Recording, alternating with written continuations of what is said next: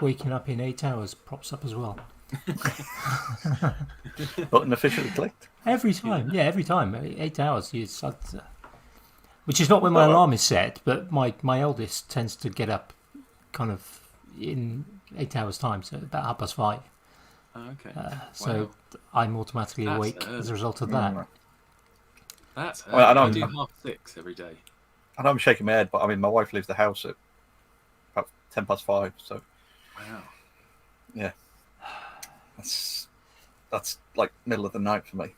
Yeah. Well, you guys go to bed late as well. Yeah, at times. Well, we don't sleep, either of us, but... Not enough, anyway. Yeah. I think Power down for a short while. I think the earliest I've ever had to leave for work was kind of like, sort of 6:15. I had a few jobs where I've kind of... my pre-teaching job when I used to cycle sometimes, and that was... I'd leave at like 6:15 because it would take me a good hour and a quarter to get there, and then I needed time to recover before starting work. When I used to live in Bristol, I was working on the other side of Bristol, so it was quicker and easier to take three different motorways to get to work than it was to travel in a straight line. But I used to start at 4:20 in the morning. Wow! So that was quite often getting up and getting ready to leave work as my housemates were getting back in from a night out. Blimey! It's wonderfully good for your morale in the morning. Yeah, you're trying to head off to work and they're coming in drunk. Yeah. No, I think 6:30 is the earliest I've ever started for a job. Yeah, 6:30. So not too bad. Not too bad. It depends what time you're finishing as well, doesn't it? That's the sort of thing. Well, usually a 6:30 start meant like a 3:00 finish, which wasn't too bad. Yeah, then you get the rest of the day to yourself. Exactly. I think the worst one for me was sort of on some of the sort of residential trips when I was teaching, and it kind of you'd be having to get up at 6 to get kids moving and breakfasted and all that sort of business, and kids who haven't gone to sleep until 4. Yeah, and you've been kind of trying to shut them up. Actually, to be fair, most trips that I was on, the kids would be shut up by midnight because they generally didn't like it if they weren't. The voice was one of the voice. That was it. Yeah, that was something to do with shouting very loud. Yeah, that was one of the nicknames I had. Some of the other ones probably aren't repeatable on sort of family. Like company. Family. Very short sentences and things. Yeah, I used to make it very clear to students on sort of trips that I expected to be able to get a good night's sleep, especially when I had my kids were small and I wasn't getting much sleep at home. I would explain in great detail, kind of early in the evening, what might happen if I don't get my beauty sleep. Which also I don't get enough of. We can see what happened. So generally they were fairly good about that, but when you're on kind of multi-day residentials, you are basically on duty 24 hours a day, which is kind of by the end of it you're kind of bleary-eyed. Matchsticks. Yeah, I had one where the head teacher at the time insisted, this is after 3 days of an outdoor ed type residential, insisted that because we were finishing at 1:00 that us teachers could then teach in the afternoon. So insisted that we actually kind of went back to teach so they didn't have to pay for supply cover. Even we said, look, we'll have been on duty for 24 hours a day for like 3 days. But it was like, nope, you're finishing at 1:00, therefore you're only a few miles away, you can be back and you can really... And I literally fell asleep. I had a class with some year 11s. We were doing a test and I literally fell asleep. It could have been interesting if I didn't have my classes kind of where I wanted them.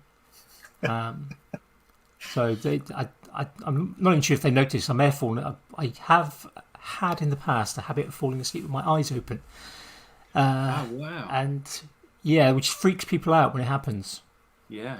The first time I was at university, and one of my friends was talking to me for about a good half an hour, and hadn't worked out, and eventually worked out, and he thought I'd died or something because I was there, kind of eyes open, sat upright, and fast asleep.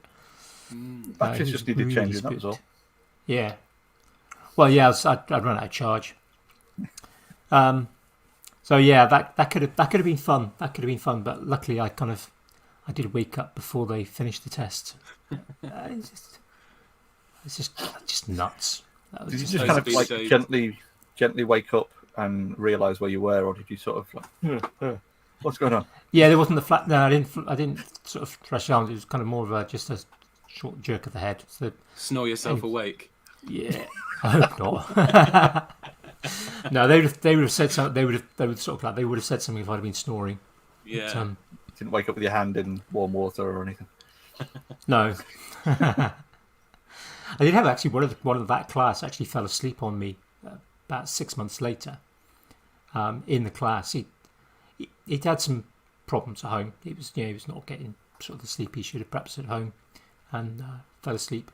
And I have to admit, I was a little bit cruel and accidentally dropped the heaviest lab stand that we had about 3 feet away from him. He did wake up suddenly. That's like ultimate power. You didn't happen to increase the gravitational pull on it by any chance with a bit of downward force, did you? I didn't need to. This thing was about 15 kilos. It literally was a cast iron stand, about 2 rugby balls worth with a flat base. It was a heavy thing. Yeah, didn't need to increase. You sort of nearly went down the American measurement route there, then, of just picking random objects. But then you went rugby ball and brought it back British.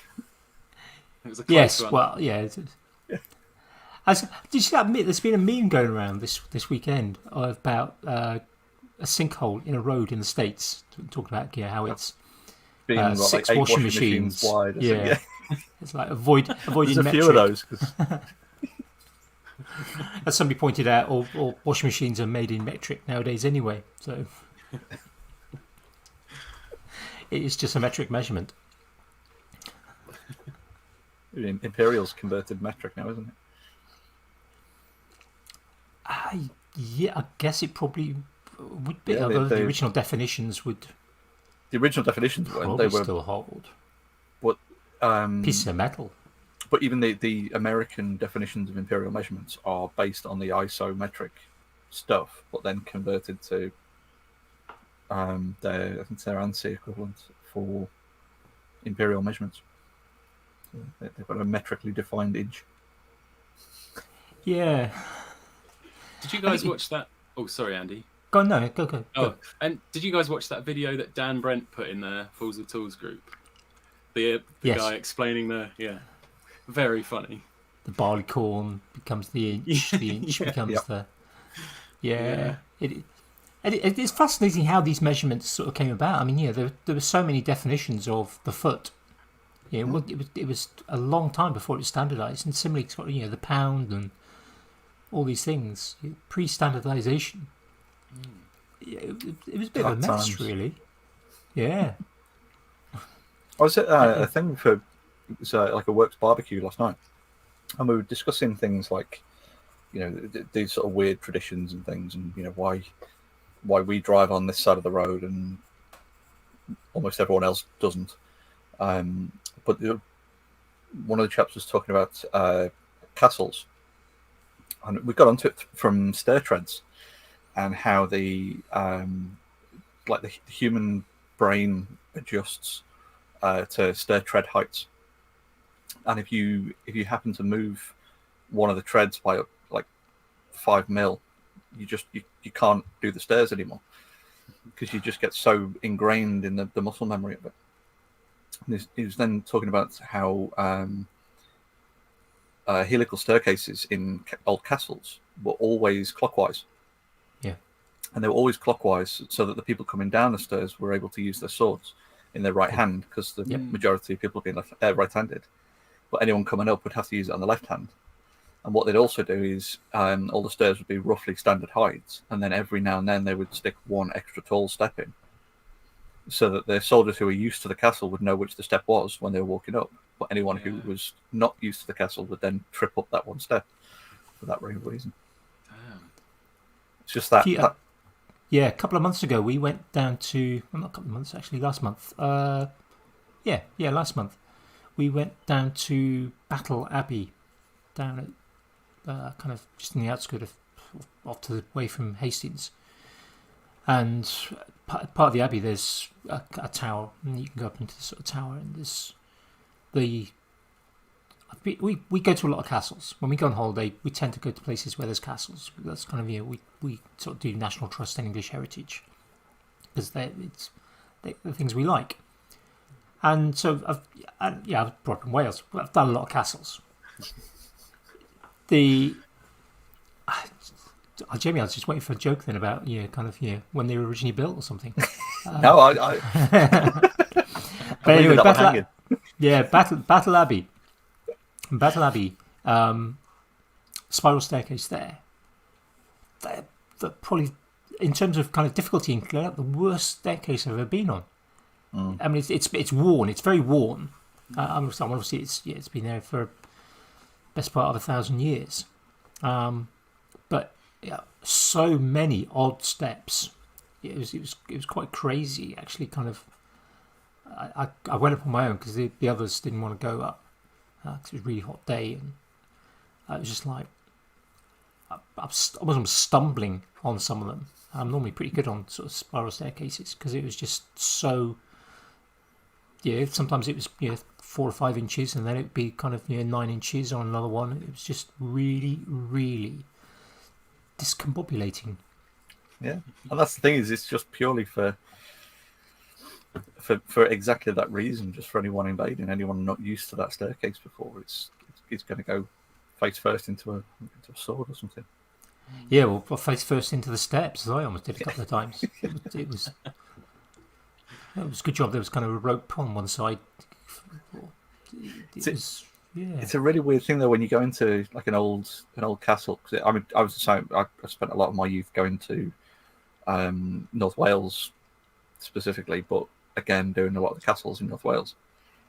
So other end of that country to you, sort of, Andy. But there's a weird sort of thing of like you're aware that old buildings and things you have to be delicate in. So you don't want to kind of like lean up against the wall in case because it's an old building, it might fall down. But then it's an old building that's made out of stone and been there for 1,000 years. Probably going to be all right, but you're still cautious. Yeah. Some of the National Trust places, mind you, do have to be careful. We went to one yesterday, and it was like a lot of delicate stuff, and sort of not as old, and things that are much more. I guess the stuff that's actually lost in the castles. Look at most castles, all you're left with is the stone structure. And occasionally you get the replacement wooden floors and doors, but the National Trust places, it tends to be. I mean, the one we went to, I think it was the late 90s. It was last used before it was given over to the National Trust, and then there was a cat that was left. The cat, it was sort of decreed that the cat had to live its life out, which it was all very nice. In the kitchen, there was still I don't know if there was still a cat there because there was a bowl of food on the floor, whether it's just kind of plastic or something, I don't know. The mythos of it. It's amazing that they had the same standard 13 amp plugs back in the Stone Age, or back in medieval times as we did. It's incredible. But enough about this. We're here to talk with George because we are. As people know, we can waffle and waffle and waffle, but we are also have a guest, and there's no point in us waffling and not talking to the guest. So, George, welcome. It's thank good to see you. And you. Now, I've known your channel and your sort of Instagram feed for several years now, and we've kind of, sort of chatted on and off for several years. But I know that a lot of people know you because I see you cropping up in kind of other parts of sort of the maker circle, that maker community. The kind of things. I'm trying to collaborations and events and people sort of swapping things, and your name sort of crops up. But I know that you mentioned to me as we were chatting last week that you did a podcast recently. Yeah. But apart from that, this is kind of your first, well, certainly your first British podcast. Yeah. So We can that only might be quite, apologise. yeah, that might be quite nice to maybe if you could give us a bit of introduction, tell us a bit about yourself, and then we can sort of Who is dive down George? tangents. Yeah. Yeah, sure. Who is George? Well, What do you tangents. do? Where do you come from? What do you like, etc. So, I'm George. I'm George Davey, and I started George Davey in 2017. So, I think you might have gone. You think there might be. Have you got sound issues, Jamie, or is it just me? Yeah, you sort of sorry. gone underwater for a moment then. oh, Oh, there you go. You're back. yeah, I'm back. Yeah, back now. Okay. Yeah. So I started George Made This in 2017, but I don't know how far to go back really. So, As far as you like. right, Go back to school if you like. it was a cold December morning, 1993. No. So I'll go back to college. So, 10 years ago, to start from then. So I studied music at Oxford Institute. You gone aquarium again? Oh, have I? Oh, and you're back again. Well, that, maybe I'm going a bit too far from the microphone. Might be. Yeah. You might want Ah, to shuffle forward. Okay. I won't get too close. Anyway, right. So about 10 years ago, am I back? Yep, Yeah. fine. Cool. So 10 years ago, I went to college to study music, popular music, which was great. Got in a band and, did the college shows and things like that. And that's actually where I met Molly, my other half. We then moved down to Brighton for 4 years to go to university. So Cool. Molly finished her degree. I tried 3 different courses over the course of those 4 years, and none of them stuck. So I went down to do music production, which I thought would be really great because I get to go into a studio, Brighton Electric Studio, which is incredible. They've got a Neve desk, very specific English brand, that there aren't many of these desks that exist at this particular capacity, and they've got one of them there. So it's like a really cool place to go. But then most of the lessons were sat on a computer making electronic music, and that's not I can appreciate it, but I'd rather be in there recording bands. So left that course. Then I thought, oh no, sorry, I'm going to go back a little bit. As part of that course, we did actually have to come up with something that would work for soundproofing. So that was when I bought my first drill and a handsaw, some timber, some loft insulation, right? And some like almost silky sort of fabric, imitation silk type thing. And I made a really ghastly fold away recording booth type thing. So that's important because that was sort of when I first got into tools. That's when I first found Bob. I like to make stuff on YouTube. And I thought, blimey, this guy, right, is making whatever he wants. And he's getting paid to do it. And that's incredible. So as soon as that happens, it's like, right, I've got to get myself some tools. So then, so that was sort of that. I started getting into prop making and things like that as well, because Bob was doing some props and things around the same time. And then you discover like David Picciuto, make something, because YouTube is so Americanized, which is great. Don't get me wrong. But it makes you green with jealousy because of the amount of equipment they've got access to materials they've got access to. It's just crazy. And the space. Yeah, the spaces. And no one's working out of a little 8x4 garage. They've all got massive, like, double, triple garages, or they're building cathedrals in their back garden like Jimmy's done. And I know it's, you build up to that. It's not just that you're there straight away. But... And I had no idea of like the maker community, no idea it was a thing. Just that there were some people online that were making stuff. And I'd never heard of the term maker.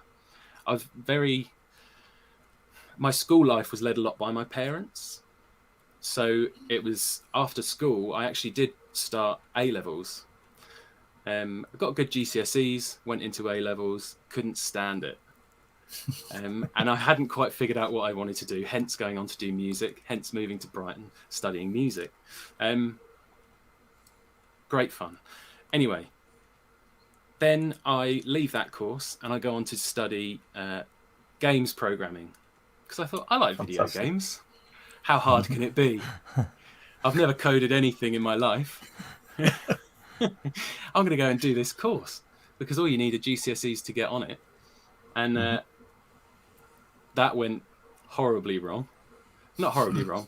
I was just no good at it. That's something you've really got to start at a young age. Yeah. Otherwise, you're just, left in the dirt. Not in a bad way. It just is what it is, Some incredibly talented people doing that. Absolutely. Yeah, and some kids are because kids are literally starting off, 6, 7 years old. Yeah, doing programming and coding, and by the time they're 11, they're writing apps. Absolutely. I can remember one of the schools I worked at. It was after I'd left, but there was a news article. This was when I was still in Plymouth. This is over 10 years ago. And one of the students at the school, aged kind of, I think 14. It wasn't even kind of A level. He'd been so good at sort of programming, he'd made an app, and he'd earned enough money from this app. He was doing he was running a coding class for the rest of the school. Oh wow! Anyone that wanted to come along. But he made this particular app. I can't even remember what the app did now. But it paid for him to be able to go to university. Mm. Now if you think, you're talking kind of sort of £60,000 to go to university. Or the student loans, £10,000 a year for tuition, another £10,000 a year for maintenance. That's it. Yeah, 3 years. That's £60,000. Absolutely. Yeah, he had that all that. It's like before he's kind of 16. Yeah, good for him. That's wicked. To have like resources like that. Like I remember, and I was only at school. When did I leave primary school? 16 years ago. But in the time that I was leaving, they were just getting in computers with flat screens, right? And I remember helping them set up the computer lab. Like, oh, this is amazing. Like you're going from, I know it's probably a different story for other people, but going from the big backed monitors to then CRTs, a flat screen that's still probably not far off an inch thick. It still would have been about that thick at this point, yeah. That's it. Yeah. It blew my mind. But we never had resources like that.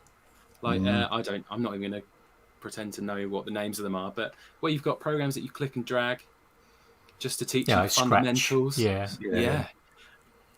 Amazing. So yeah, but I remember downloading Microsoft C++, something to do with Microsoft C++ years ago. Like Visual Studio or something, yeah. Visual Studio, that's it. And you had to learn C++ to program it. Forgive my terminology. I'm not a programmer, but yeah. And I just had no idea where you could go to get resources because again, the internet wasn't the internet we have today, which sounds weird. I know exactly what you mean. A 7-year-old to say something like that, but because I've practically grown up with it all. But still, there were no sorts of resources like this. YouTube wasn't a thing until I was in secondary school. And even then it was, apart from you get the odd things, but then you had, I remember seeing things like Nike putting videos up where they were getting some footballer to hit the crossbar as many times as he could. They were the sort of videos that were going round. There was none of this, so-and-so's in his garage and he's making a lightsaber or whatever. So yeah. Anyway, Christ, sorry. I'm going off on all sorts of tangents. That's all right. Well, welcome to Maker's Waffle. Yeah, it's exactly what this show's about.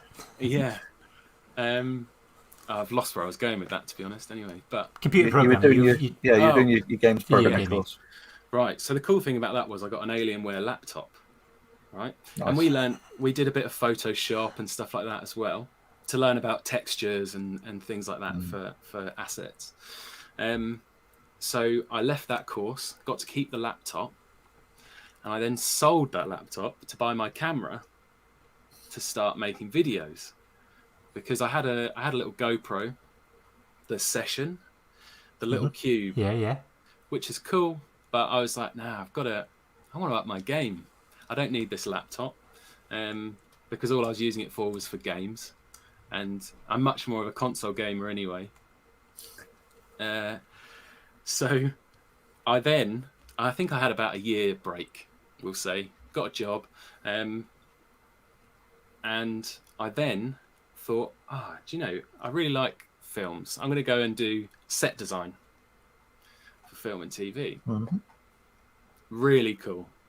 Got to the point where I had to write an essay about a designer, which there are hardly any resources on. I wanted to do, I forget his name, but the guy that does all the Tim Burton movies, because that aesthetic is just crazy. So surreal, and I love all that sort of thing. But I just couldn't write this essay, and the teacher You should sold your Alienware laptop. Yeah, that's it. The teacher wasn't great, which is a shame, because it was a really nice course, really good film school, and I just couldn't do it, so I left. And then that was sort of it for my educational career. I was doing woodwork as a side thing, just learning, self-taught, really, no proper training or anything like that. But all this time, you start noticing other people on YouTube, like, people can be blacksmiths for a living. People can make props for a living. They can do woodwork for a living. There's so many areas that you do not get told about. So I went to private school. So I had a very privileged upbringing. That's the word. Yeah. Very privileged upbringing. Very fortunate. It never went without, and I am very grateful for that. But you learn what the school wants you to learn. There's no like with academies and things, you get disciplines, don't you, depending on the academy? So engineering or sports, specialties and stuff. Specialties, yeah. So it was none of that. We had design technology at school, but that was 1 hour a week, and there wasn't really much you could do. So making and things was never really on my radar, until I then discovered YouTube, and discovered makers on YouTube, and you think, blimey, people can actually make things for a living. And then you start looking, it's the same rabbit hole. You start going down prop routes, and you go and find like Odin Makes, and you go and find the Ormi channel were doing a series at the time with different prop makers, and things like that. And of course they had the blacksmiths and everything as well, and this is it. So, props from made with different skills and tool sets. That's it. And brilliant, because you got to see, they had 3 or 4 different prop makers, say. Then, like you say, they had Man-at-Arms, which they've brought back in not quite the same capacity. A couple of times. Yeah. But you get to see all these different techniques and the different ways people do things. And then you get to learn about, like, props, how many things are just found objects, because they have to be. Yeah. Especially years ago, before 3D printing and all this sort of stuff. It was all found objects, and it blew my mind, because it's just a whole world of creativity that, I don't know, must have been up here somewhere that needed to be tapped into. I mean, for seeing my shirt, it's a Stargate. I'm a massive sci-fi nerd. I mean, it's a Stargate, but done in a Vanguard style. But saying about like found objects is I remember seeing a documentary talking about like behind the scenes of that stuff. And in the SG-1 series, they had these big, massive red clamps holding this Stargate up, and they were, the industrial mop buckets, where they're like on casters. Yeah. For doing like big warehouses and things. And they literally sort of turned around one day and saw this mop bucket with this like thing that clamps down and squeezes the water out. And went, if we paint that red and stick it up there, that'll be perfect. It's just amazing. It's just amazing. And I've just recently listened to Every Tool's a Hammer, because I don't have the attention span to sit and read a book. And there's a whole thing that has been coming up in every episode since, but Geeky Faye's episode, Yep. where she starts talking about things about ADHD, and it's like, some of this applies to me. And then you start And thinking, you'll notice that every single one of the makers has been on since Ali was on Yes. there has gone, you know what, they had a really good point there. yeah, this is it. Like, there's a reason I can't sit still. There's a reason I can't focus on one thing at a time. There's a reason. And Darkstar last week, talking about being in a room with loads of people, you're hearing all the noise, but focusing on a conversation can be quite difficult. And it's all these little things. So I'm going to be looking into that this week, I think, and actually trying to figure out, because if I can manage it, same way Ali did, and you can, it's like, I'm not a religious person, but parting the seas, if I can find out how to part the seas, you'd be away. So yeah. Yeah. But that's a good, I mean, that's a cracking book. I mean, that's one of my favourite books. Every Tool's a Hammer. It's fantastic. I've had it for a couple of years. I still haven't got around to it. Yeah, so I was It's on bought the list it. with all the other stuff. That's it. I was bought it a couple of years ago, so I've got the paperback or the hardback version of it, but I've never sat down to read it because I just can't focus on a book. I love books and I love buying books. I'll go to in a town close to me. There's a charity bookshop, and they have it's a treasure trove of everything. A book that you want to find, you'll probably find something on that subject. And I'll love looking through books, but I cannot sit there and read a book. So audiobooks are fantastic. And it's what's really great about Every Tool's a Hammer is Adam Savage is narrating it. So you get his passion and his drive, which is so nice to see. Like, he's the sort of person, love him or hate him, that should be teaching. Yeah. Because you need people with passion for a subject. That was part of my problem at school. I hated school. Absolutely hated it. Which is why now I'm trying to learn as much as I can in terms of skills, because I'm interested. I want to learn now. And that's because of things like YouTube. And anyway. Well, I mean, to that point, the benefit of learning on YouTube is if you don't like the teacher, you click across to the next video that's teaching you the same topic. That's it. Yeah. And so there's such a. I mean, yeah. I'll start an education rant for this episode. Yeah, it is. I worked in quite a few schools when I was teaching. I think seven schools in 21 years. Didn't shift every 3 years. That's just I had quite lengthy times in a few schools and shorter times in others. So I saw quite a few schools, a variety of schools. You know, from kind of sort of secondary moderns to you were getting the back end of the sort of selective nature and selective schools as well. So for those who kind of maybe in the States who don't know about selective schools, there's still in the UK about 167 grammar schools, selective schools. So the students who go to them and do a test aged 11 called the 11 plus. There's also a 12 plus and 13 plus if they're joining late.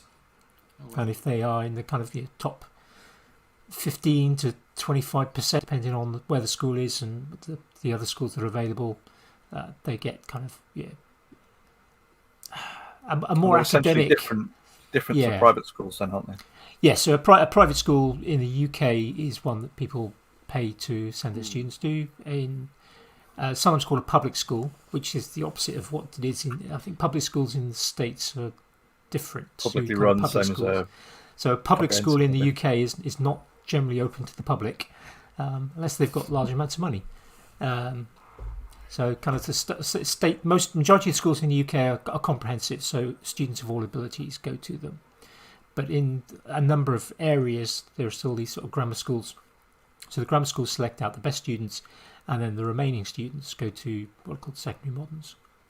So I've taught in secondary moderns, I've taught in comprehensives, I've taught in grammar schools, and a private school actually for 2 terms, but that's a story I'll stay away from.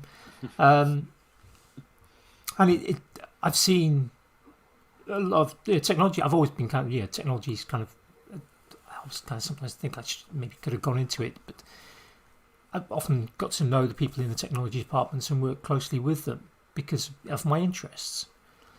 And it is interesting seeing the kind of the range of passion within those subject areas.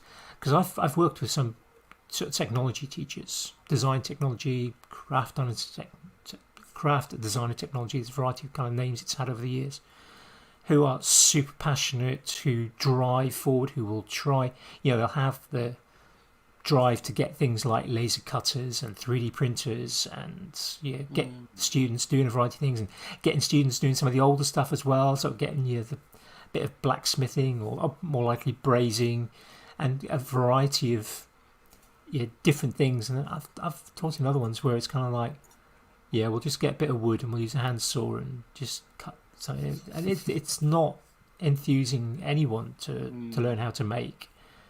And I mean, it's tricky. This education has been hit certainly over the last 10 years with massive cuts, and that's cyclical. Governments every now and again will go, "Oh no, we're going to cut back on education," and then somebody else comes along and go, education. Blair did and pumped lots of money into it, and that's where the specialist schools came from, where schools got extra money for becoming a specialist in sport or science or technology or engineering. And that often pumped extra resources in, and that usually came to the schools that had passions for those sort of areas, where there were people who were going to drive. Just like funded and supported by the Sainsbury's tokens that you get That's it. with your shopping. Yeah, totally. Some schools rely on that massively, particularly primary schools. Oh my God, yeah. It's like it's not as if schools aren't get the future of the country or anything like that. Or This is it. We're veering dangerously close to politics here, Andy. yeah, yes. But it's surprising how some schools there's massive passion for pushing certain subjects, and it's down, I think, to the individuals. I mean, my last school, I kind of essentially retired from.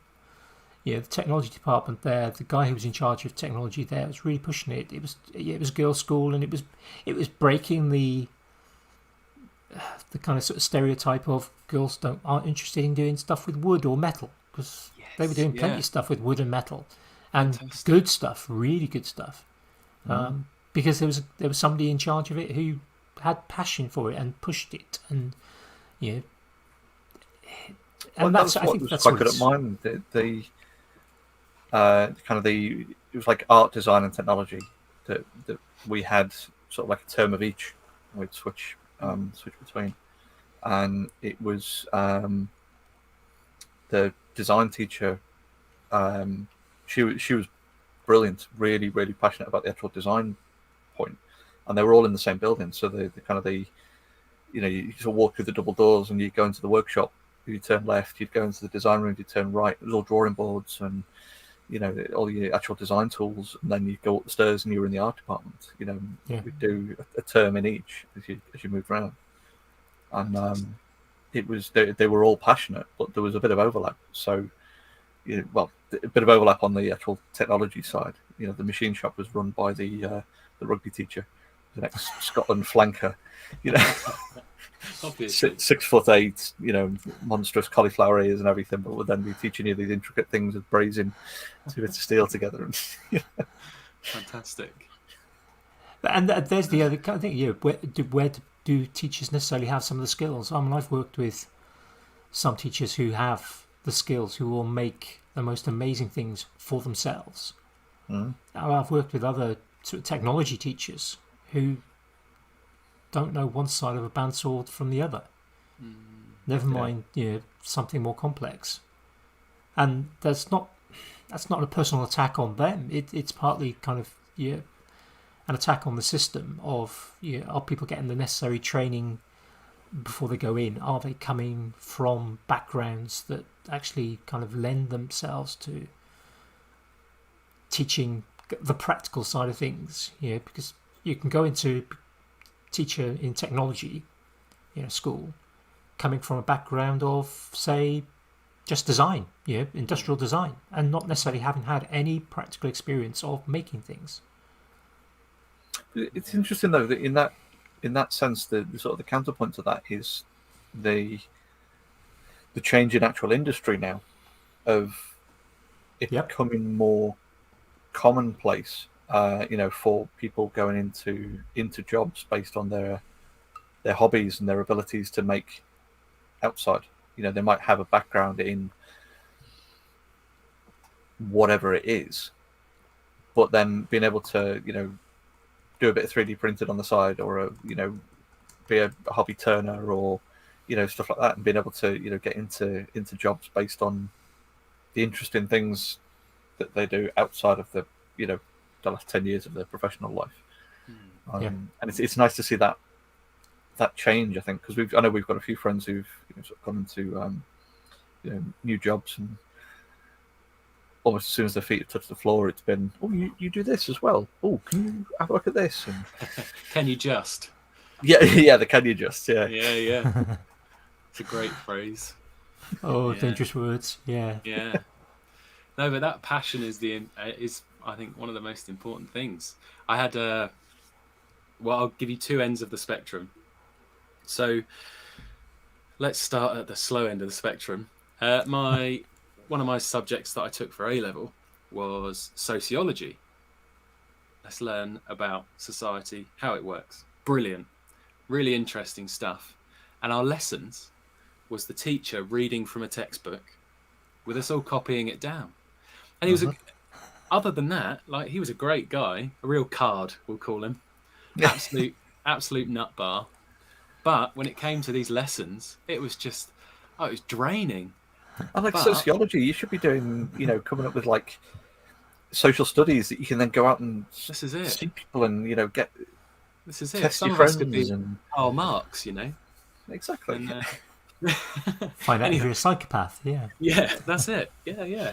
But then other end of the spectrum, when doing GCSEs, for example, my physics teacher, Mr. Long, again, absolute nutbar, but had real passion for the subject. There was one, I think the question came up about, in one lesson right at the beginning, what's global warming? Because it was a bit of a buzzword in the news and everything.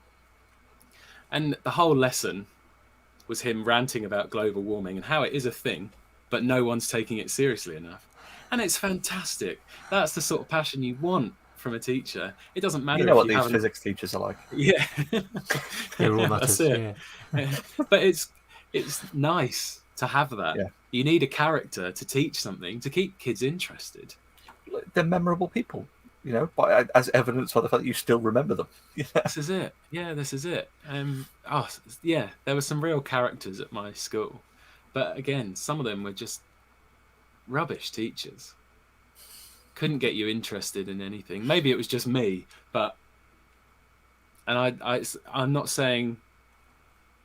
I don't know if I should preface this. I know teaching isn't an easy job, but I do think you should have the passion of the subject you're teaching. Otherwise, what's the point? And some people don't. Yeah, this is it. Some people don't. Some people aren't. Some people are in teaching aren't interested in actually sharing a love for their subject. Yeah, and I think. But I think it's the same for any job. Though there's always people who are just in it essentially for the money. Absolutely. They'll do the minimum amount they can to earn their money. Yeah, it's interesting. Yeah. A friend of mine was she was a pharmacologist. Oh, well, not pharmacology. She studied pharmacology, I believe. But she was doing stem cell stuff, extracting stem cells out of teeth that have been extracted at dentists and things like that. So from a science-heavy industry stuff, and then she moved into teaching. But it was really difficult to then teach those subjects at school. So she ended up teaching like chemistry and physics and things like that, because that was what they needed more of than the subjects that she was. She was still able to teach science, so she still had a passion for it. But to then have, be teaching a subject that is not the one you're qualified in, but you've got enough, an interest and background knowledge in it. Just funneled in. In the early noughties, I don't know what the current figures are. I can't imagine they're actually much better. In the early noughties, there was a report published, which soon got kind of unpublished It was kind of made to disappear, Hmm. which showed that less than 20% of science teachers were qualified to teach physics, which is I'm one surprised. third of the curriculum. Right. The majority of science teachers are still, I would imagine it's still true, are biology teachers. Yeah. So I I mean, think yeah, biology. all you need to teach physics is just a double slit experiment and connect the battery up to a buzzer and a light bulb, and then just tell them to open the textbook. That's all you need. Well, isn't it? part of my last role in my last school was Winding Andy up. the teaching of physics to non-specialist teachers, so they could Right. actually go and then teach physics with Yeah. a little bit more passion, hopefully, and a little bit more knowledge and understanding. So they could actually sort of teach it, so that there would hopefully be more kids doing physics and going on to physics and engineering, so that hopefully there'd be more physics teachers. Yeah. There's a stigma around it, though, isn't it? It's physics is the difficult one because it's science and maths as well. Yeah. It's two Thing is- subjects in one. Yeah. Chemistry, If you you were just gonna make funny smells. Yeah. I was going to say, if you're going to get into a science, surely you'd want to go with one that's got great experiments, would you not? So physics or chemistry. Yeah. What child isn't going to want to watch something blowing up or It's either I know you've lightning probably- or explosions, isn't it? Yeah, this is it. Two options. and both of which are fascinating. So I don't. Yeah, if I was There's going to go there's lots of reasons for it. Some of it is dated. right, Yeah, there's things like there's an adage. Yeah, if it moves, it's biology. If it smells, it's chemistry. If it doesn't work, it's physics. Yeah. And we're facing things like that. Add a shortage of teachers. yeah, Yeah, some of whom don't actually. There might be a thing that people that are good at physics generally aren't good with people. So yeah, I wasn't going to go there, Andy. Not this time. I'm going to avoid going there. Yeah. So anyway, George, let's get back to. So Oh yeah, sorry, you were talking about kind of college. yeah. And So film set design. that's it. Yeah. And I thought, it'd be great if I could, because there was one guy there that built all the flats for the set. We had sort of one set that was the set design would redecorate every year. So got to do some wallpapering. That was rubbish. Painting, again, rubbish. But it was still interesting because then we got to dress the sets. Because the great thing about that is you go on prop hunts a lot of the time. So you're going to Brighton's fantastic for old shops that are absolute caves where stuff hasn't been moved for 10 years and you're digging around, finding all the weird, wonderful stuff. So that was the great bit. But then you start to learn about the hours and things like that. And I probably am a lazy person, but the same reason when I was really young, I wanted to be a chef. But then it's unsociable hours, It's that whole thing of, I quite like a work day as such, as old fashioned as a work day is. But it doesn't really always work out like that in what I do. But the whole idea of being in a room with a load of other people for 4 hours or whatever would drive me nuts. I'm very much there's a reason I go and lock myself in the workshop most days of the week. That's fair. Yeah.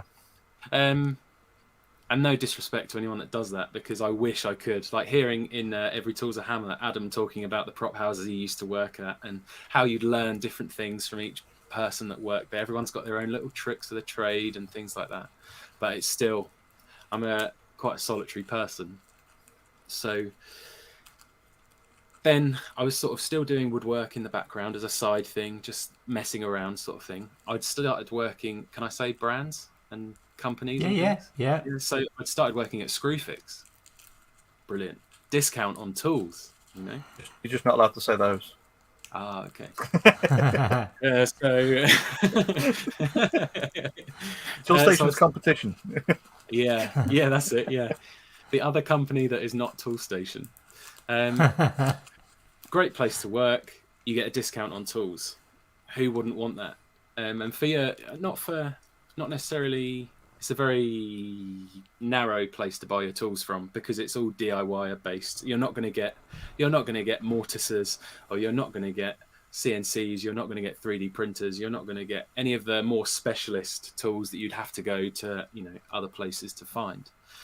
But to buy a nice drill, a nice circular saw, a nice sander. I then later bought an angle grinder from there, and I also, when I left there 4 years ago now, 4 years ago, blimey. Did you get all the Titan stuff, or did you go for? No, so I actually went for Makita because I thought Straight to trade tools.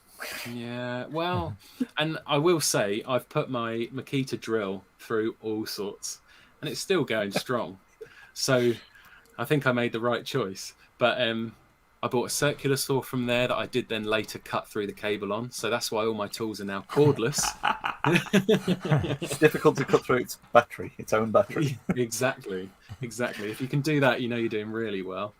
And then when I left, I bought a nice track saw because I thought, right, one last hurrah. This is the last time I'm going to get to use my discount. So I bought a really nice track saw.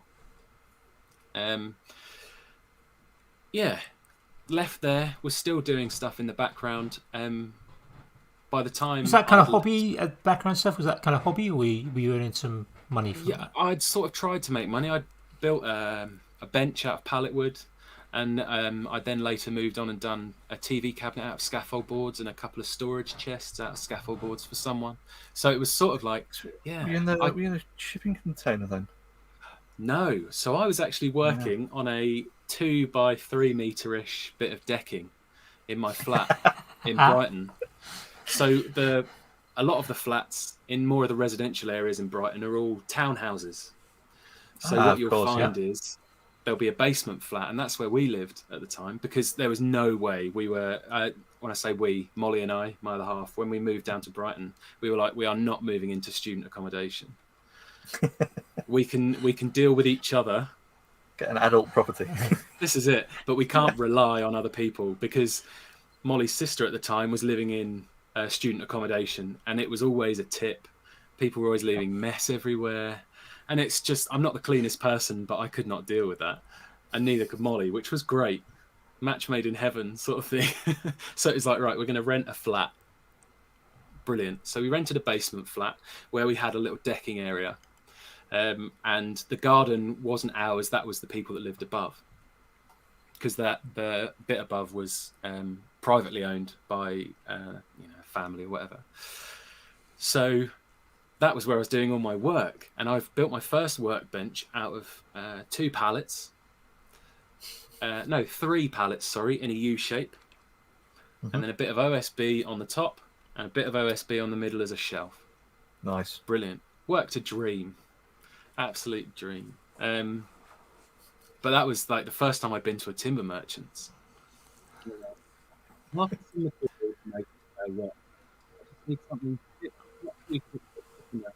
you cut it for me? Because there's no way. Might want to lean forward again. You've gone aquarium again. Oh, sorry. I think it might be I think it's the echo cancellation kicking in. But so yeah, first time going to a timber merchant's, and they can be awful places when you don't really know what intimidating, aren't they?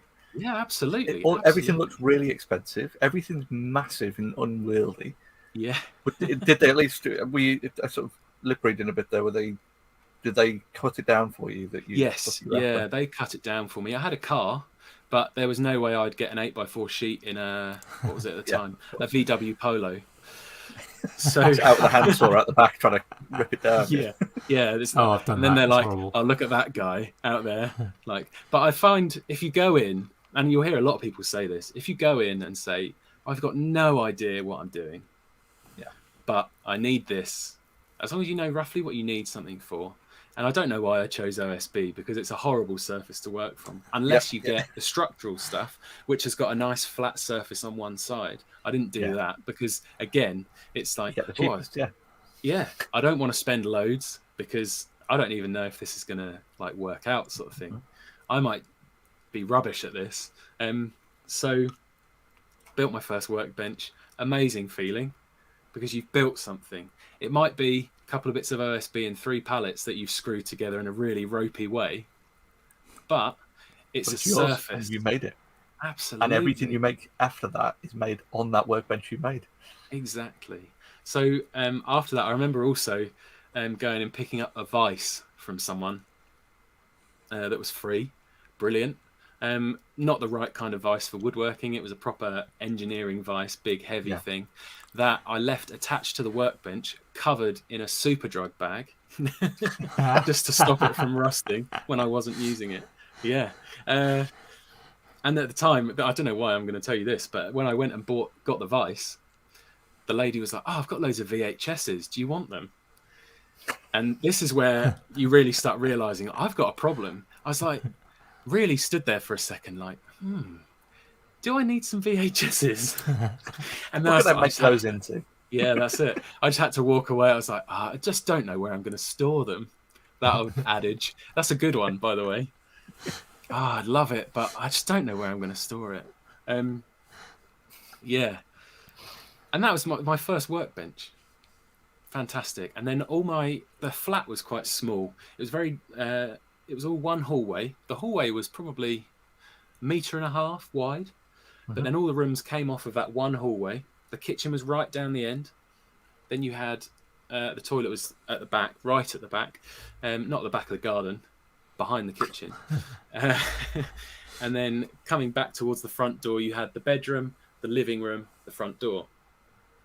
So all my computer desk was down at the end of the hallway, down the kitchen end, but in the hallway, because it was nice size. And then where the back door was, there was a bit more room for a chair and stuff like that. But then I had to have somewhere to store all my tools. So they were all under the workbench, under the computer desk, and things like that. Yeah. And then I built a storage cabinet, painted it one of my favourite colours, Montana Gold, Malachite Dark. Lovely colour, very nice colour.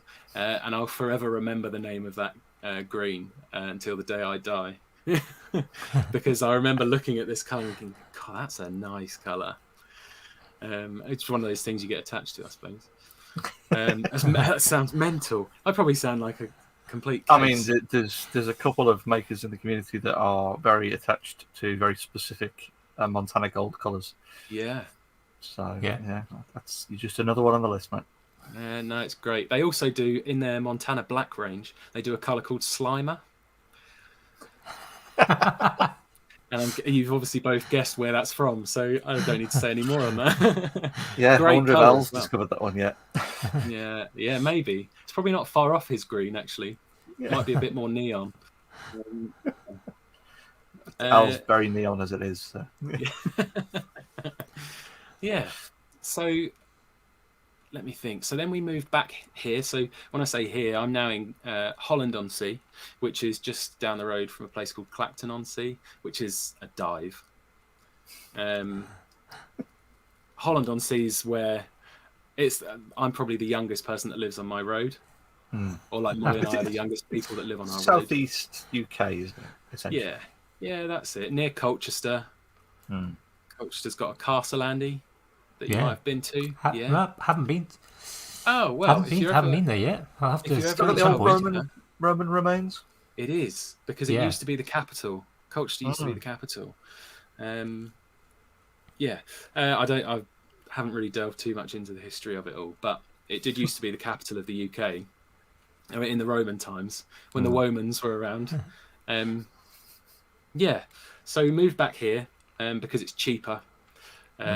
The mortgage on this house is half the price of what our rent was in the flat we were renting in Brighton. So you can see why we would move back this way. Yeah, Brighton's not cheap. Brighton's not a cheap place to live, though, is it? No.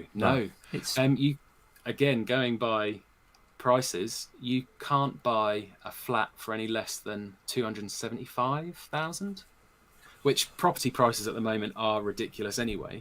But even still, when we lived there, the flat that we lived in was close to 200,000 just for that, which I don't know if it's a sentimental thing, but I've always said when we moved away, I've always said if I ever had the money, I would buy that flat.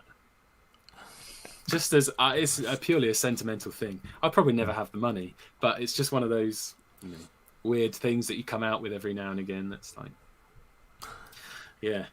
Sorry, I'm going all over the place. No, I can't. it's fine. Again, We welcome to the waffle. waffle. That's fine. Yeah. So we moved back here, bought this house. There was a workshop in the garden. Major selling point. So we bought this house, and then Molly and I did the roof, redid the roof. Did it wrong, mind you. Now that I know how I probably should have done it. But The roof on the keeps workshop or the water roof on the house? The roof on the workshop. Yeah. I wouldn't tackle a roof on a I was house. going to say roof on the house. That's bold. Yeah, no, I'm not. I mean, I'd give it a go. Don't get me wrong, but Bold even if you're a roofer, to be fair. Yeah. yeah. So we redid the roof on the workshop, and this was at the time when I was in that shipping container. So down the road, Frenton on Sea, or Walton it is really, Walton on the Naze, there's a marina, Titchmarsh Marina it's called, and they have a load of shipping containers. A lot of them are almost like the back of an Arctic lorry. So they're insulated, perfect place for, a lot of people use them for storage. You're not really supposed to use them as a workshop, but when I spoke to the guy, he was like, well, as long as you're not in there every day, like there shouldn't be a problem with it. Next thing you know, there's an older couple down from me that use it as a workshop because they do boat maintenance and things like that. So it was obviously totally fine. No welding because there had been a fire at some point, so I couldn't. I bought a welder while I was in this shipping container, but I couldn't use it. Yeah, so that's the sort of time when I got my CNC machine. I was only able to get that because I'd had a bit of inheritance, and it was sort of a unfortunately fortunate way to look at it, because I'd lost my grandfather, which was the first grandparent I'd lost, first sort of big significant loss that I've experienced. So that was crazy. But when I had the inheritance, I thought, right, I'm going to put this to good use. I could so easily go on a nice holiday, but I was like, there's so many things I want to do, because I'd been down this YouTube rabbit hole where you start discovering things. So that was the time I bought my CNC. I bought my welder. I went and did a welding course because there was no way I was going to welder in. So was your grandfather a maker then as well? Would that have been something that he'd have been, approved of? Yeah, he would have done. So he was, he did a lot of property development and things like that, but a lot of the work he'd do himself. And you was just buying something that he'd have been glad you bought. Exactly. The amount of times that my mum, for example, because it was my mum's dad, the amount of times she said, yeah, Pa would have loved this. And like, I'm really into antiques, and so is my sister, and he would have been all over it. We would have been going to antiques fairs here, there, and everywhere with him. Was he still about? So it's a shame, obviously, that he's not around. That sounds really obvious to say, sorry, but it's then from that, like I say, I bought my CNC, and I thought, I'm going to do something with this money that I've been given. Very fortunate and been given this. I don't want to waste it. I did go on holiday. I went to New York for 5 days, and it was fantastic. It was lovely. Nice. Because that was sort of the first time. Was it the first time? Yeah, that Molly and I had been on a holiday for ourselves, without like a big holiday. I hope it doesn't come across like I'm boasting. Sorry. No, I really don't mean it to come across that way. It's just. So I thought, right, I can't waste this. I've got to do something with it that is going to maybe potentially earn me money back one day, or it's going to be something that I'm actually going to, put some effort into and use. So, got my CNC, got my welder. I couldn't use my welder until we got here to this house. I'm pointing because this is behind these curtains is my back garden, and the workshop's down the end. That's fair. just to clear that up. Otherwise, I'm just pointing over my shoulder for no reason. Pointing at some curtains for welding. That's it. Yeah. Welding curtains is tricky, but Well, if they made of steel wool, then yeah, that's true. Steel wool curtains. Now there's an idea. Although, have you ever caught steel wool on fire? oh, maybe. Yeah, it just simmers, and there's nothing you can do to stop it. It'll just go. Once it's caught on fire, that's it. You've just got to buy more steel wool. Every time I think of steel wool now, it just takes me back to Ellen from Crafts with Ellen when she competed at the Heavy metal knitting championship. Yes. Yeah. Just that. I mean, that was just ridiculous. Yeah. Spinning steel wool into something she could knit. Yeah. Fantastic. And that's random tangent. Yeah, no, that's great. That's the sort of madcap stuff that needs to happen. You know, we need to start pushing the limits of things. Why can't you use steel wool to knit? You know, it's wool is in the name. Good for chainmail. Yeah. Yeah. Chainmail sort of thing, isn't it? Yeah. I'll link that nail. video in the I'll link that video in the show notes. Yeah. For those who haven't seen it, because if you haven't seen it, you really should. and the first year as well. Yeah. Yeah. Heavy metal knitting championships is an experience that everyone needs to have. But it was Finland, wasn't it, that did that? Of course it was. Where else? I mean, where else? Where else would have a heavy metal knitting competition? I suppose we should explain for the people who've got absolutely no idea what we're on about is twice now Finland has hosted heavy metal knitting championships where they have proper like Finnish dark metal, heavy metal band playing one of their tracks, and someone has to come on and demonstrate knitting to the music. So they would, be headbanging and dancing away to it while knitting something. Sort of as a performance piece. But our friend Ellen, Crafts with Ellen, her first year that she was in there, she hand forged some steel knitting needles, and then pulled them out of her. She had a Deadpool style twin steel knitting needles out of her back, and then for this year just gone, she spun steel wool into knittable wool that she then knitted to the music. So it's absolutely an experience we all need to have. Yeah, it's fantastic. It's so cool, and that's the great thing about makers. Like you need people different perspectives on everything, isn't it? Yeah, this is it. It's great. I've been in communities. Is a weird one, but before, when I was in Brighton, I was collecting old video games. I've still got a few. I kept the important ones, but that's such a cutthroat community to be a part of because everyone's gunning for the same thing. Everyone's gunning for that one copy of one game because there aren't many about. So cloak and dagger and horrible community to be a part of.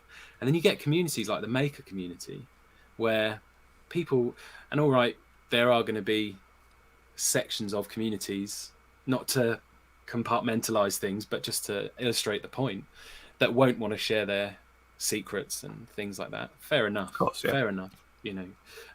My last job, for example, after I left Screwfix, I went and worked at a place called Metallic Elephant, and they made hot foil presses. And I was machining brass dies using very nice CNC machines, but working for the worst people in the world. But that's another tangent. But that's an industry. Might loop back around to that. Yeah. No, that's an industry. An industry, that is very cloak and dagger. No secrets are going to be shared. Like they just there was another company that were doing similar things that had just released a machine that the company I worked at were then moaning, saying that they'd copied their design, even though the original design from the company that I worked at, they had nicked from somewhere else before. Of course, yeah. So that's we can nick it, but they can't. Yeah, that's it. So that's such a cloak and dagger industry, and there will be industries like that. But I could go on Instagram now, message someone about a specific thing. Like my sister, for example, wanted to gold leaf her roll top bath. right? Nice. So who else to message than Andy Berkey? Yeah. You know? Yeah. And straight away, he's like, yeah, you want to look for gold leaf that's this, or if you're using imitation gold leaf, then you want to use a certain type of adhesive. And he was so accommodating. And that's the same with anyone, you know? Yeah, definitely. I could go to you, Jamie, and ask about something to do with 3D printing, Andy I'm pretty certain Electronics. we've had Anything. conversations like that, haven't we? With like the leather pouch. Wow, Yes. how did you do that? How did you do this? And Absolutely.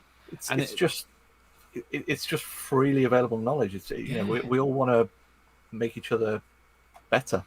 This is it. You know, This is it. And it's what we so know. cool to use such a lame word to describe it. It is so cool that you can go onto groups on Facebook and speak to someone, groups on Instagram, or go to someone's Instagram page. How did you do that?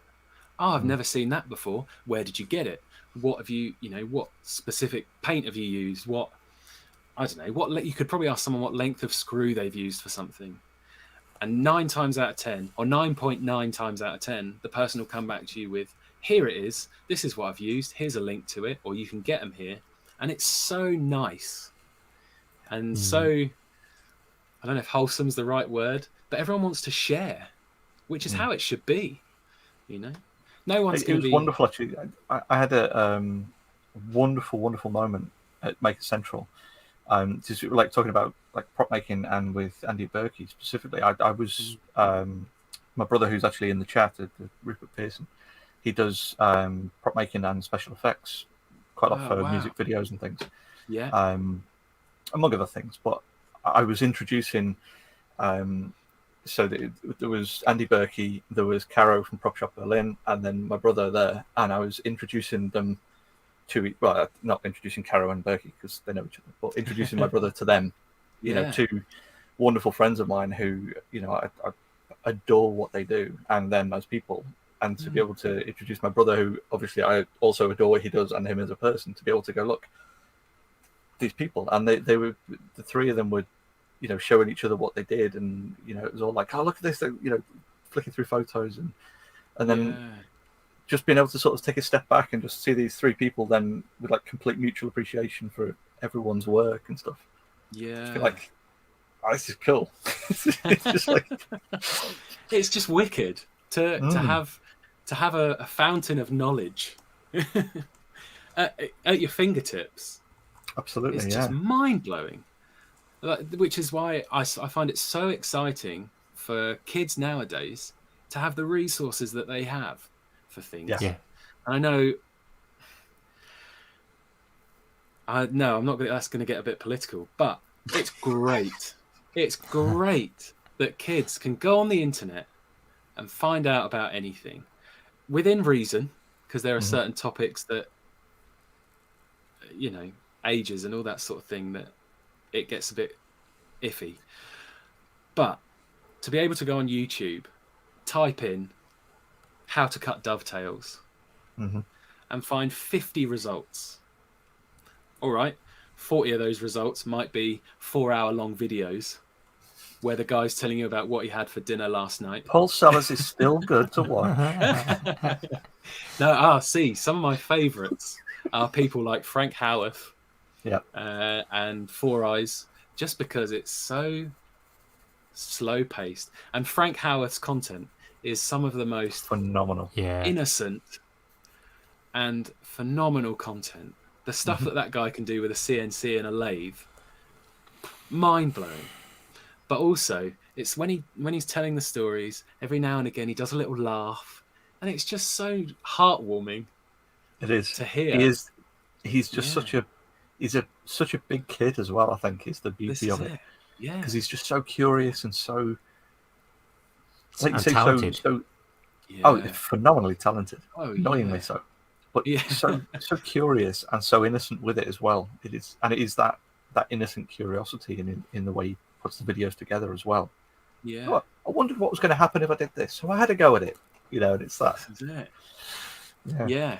And to have that, if I was to do school again, if I was to come up through school again, someone was to come to me and say, right, I'm going to send you back to the age of, I don't know, let's start secondary school, 11. 12. Yeah. And to have what is available now on the internet, Yeah. who knows where I'd be, you know? So it's such a great thing to have that there. I'm doing hand movements that you can't really see off screen. Almost like, my phone's there, so I'm pointing at my phone as I'm saying all this. Like, we've all got a magic rectangle in our pockets. With access to the entire wealth of human knowledge and experience. Exactly. And I think that's amazing. Who wouldn't want that? Yeah, and there's always going to be a bad side to everything, but yeah, but you do get people. I mean, I've chatted to a few people who've kind of they're trying to get started in, let's say, resin work, for example, and they reach out to somebody and go, oh, yeah, could you give me some hints on how to do such and such? And they go, no, this is my thing. I can't have any competition. But then, they turn to somebody else, another 50 people, and they go, yeah, what do you want to know? How do you want to do it? And I'll show you. And actually, you're not far from me. Come down, and I'll give you an afternoon and take you through how I do it. And the maker community is probably one of the most generous communities I've ever been part of. Exactly. Both in terms of kind of time, knowledge, and things. The way stuff gets shared around, and people go, we've all benefited from tools given to us by other makers, haven't we? Absolutely, yeah. And it's vice versa, all passed them on as well. Well, not the same ones, but passed things down the line. Re-gifting. No, but and sorry, go on, Andy. I was just gonna say, this is no good for me anymore. I'll pass it on to somebody else. Or why do I need 7 sanders? Maybe I should just let somebody else have the sanders. Have the one that I first, can do without.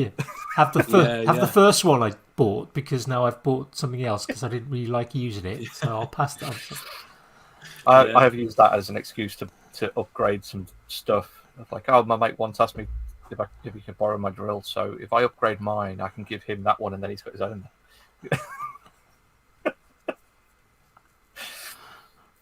We take it to the local men's shed. Something like that. It's like, I've got a box sitting in our conservatory at the moment with 2 circular saws.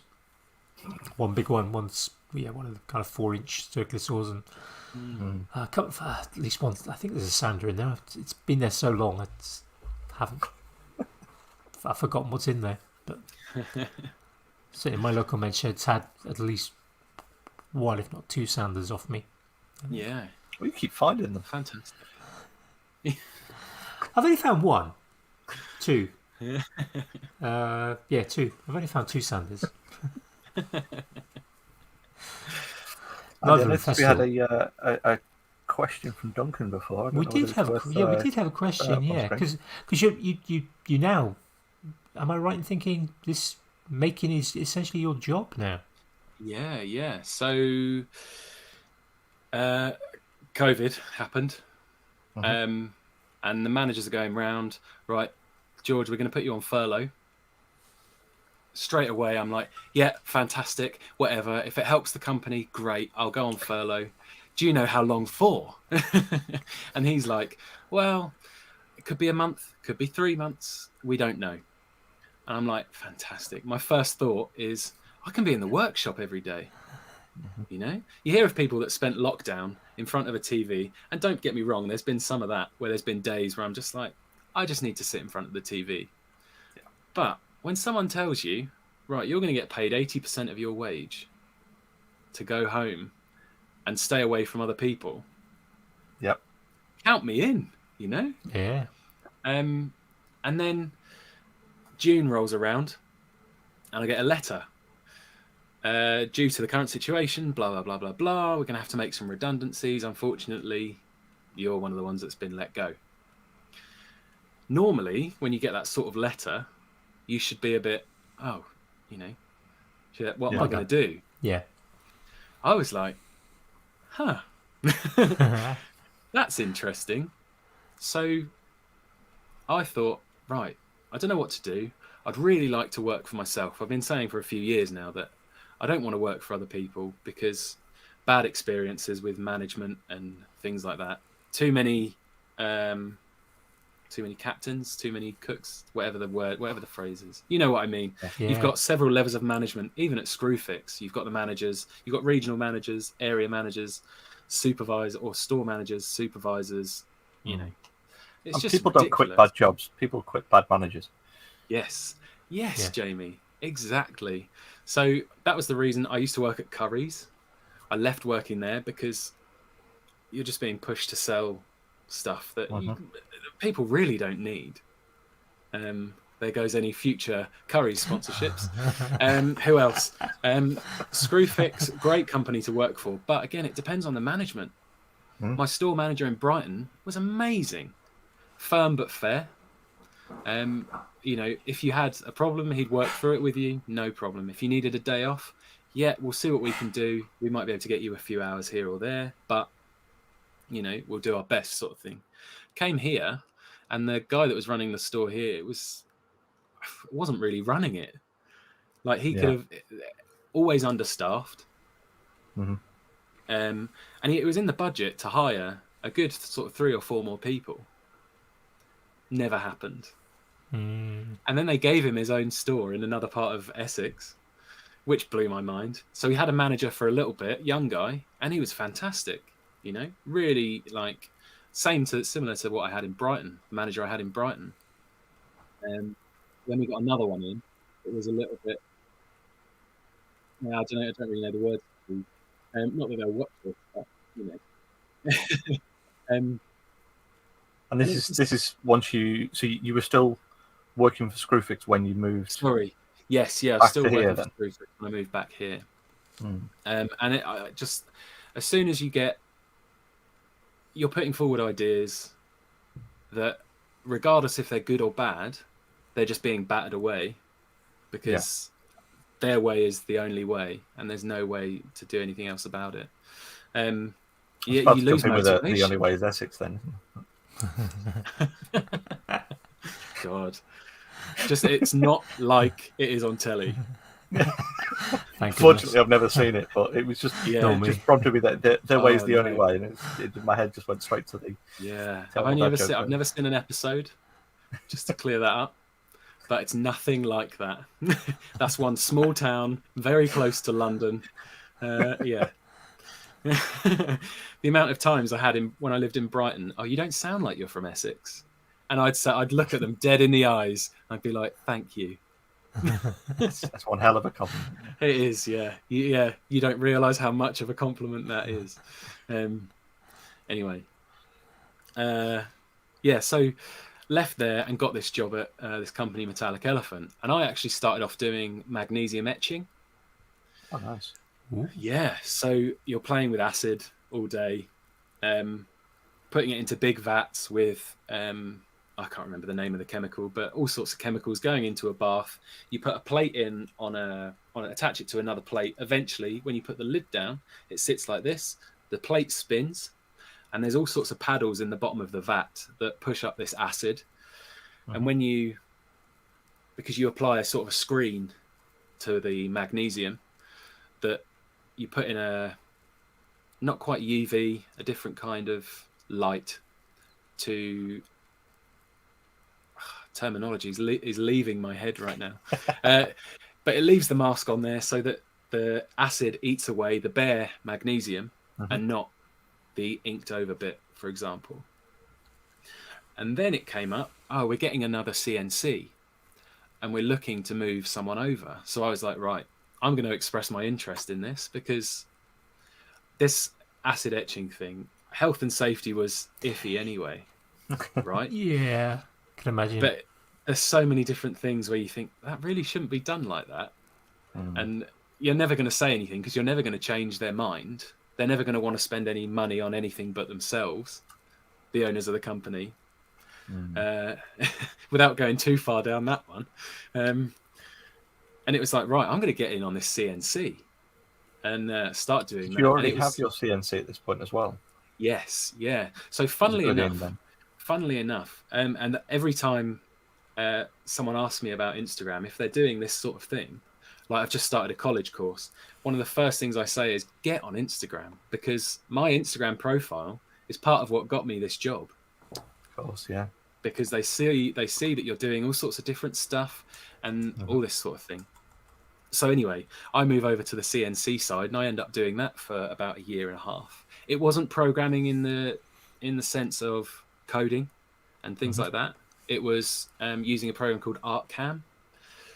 Okay, yeah. Yeah, because it was all 2D work. It wasn't 3D carving or anything. We dabbled in a little bit of 3D, but because of the nature of the company, it was all for monogramming and things like that. So you never needed a 3D image unless you were doing an embosser, for example, for a card or something, a greetings card, you know.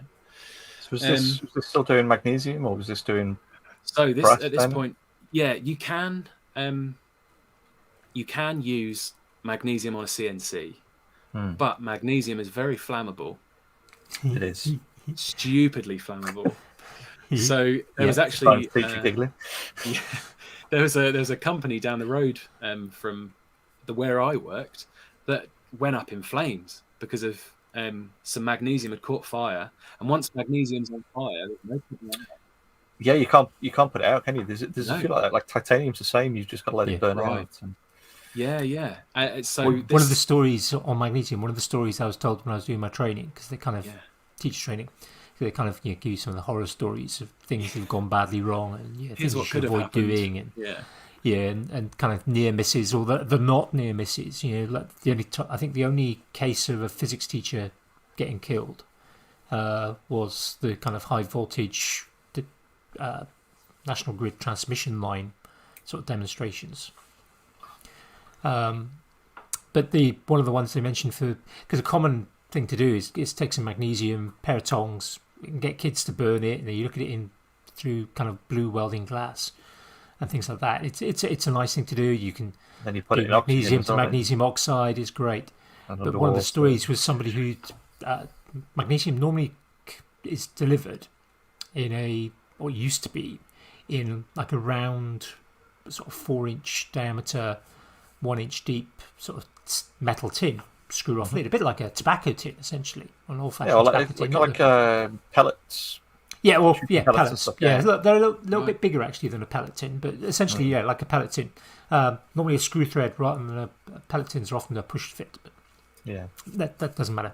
But anyway, they can demonstrate burning magnesium, and they took out a piece from this complete reel.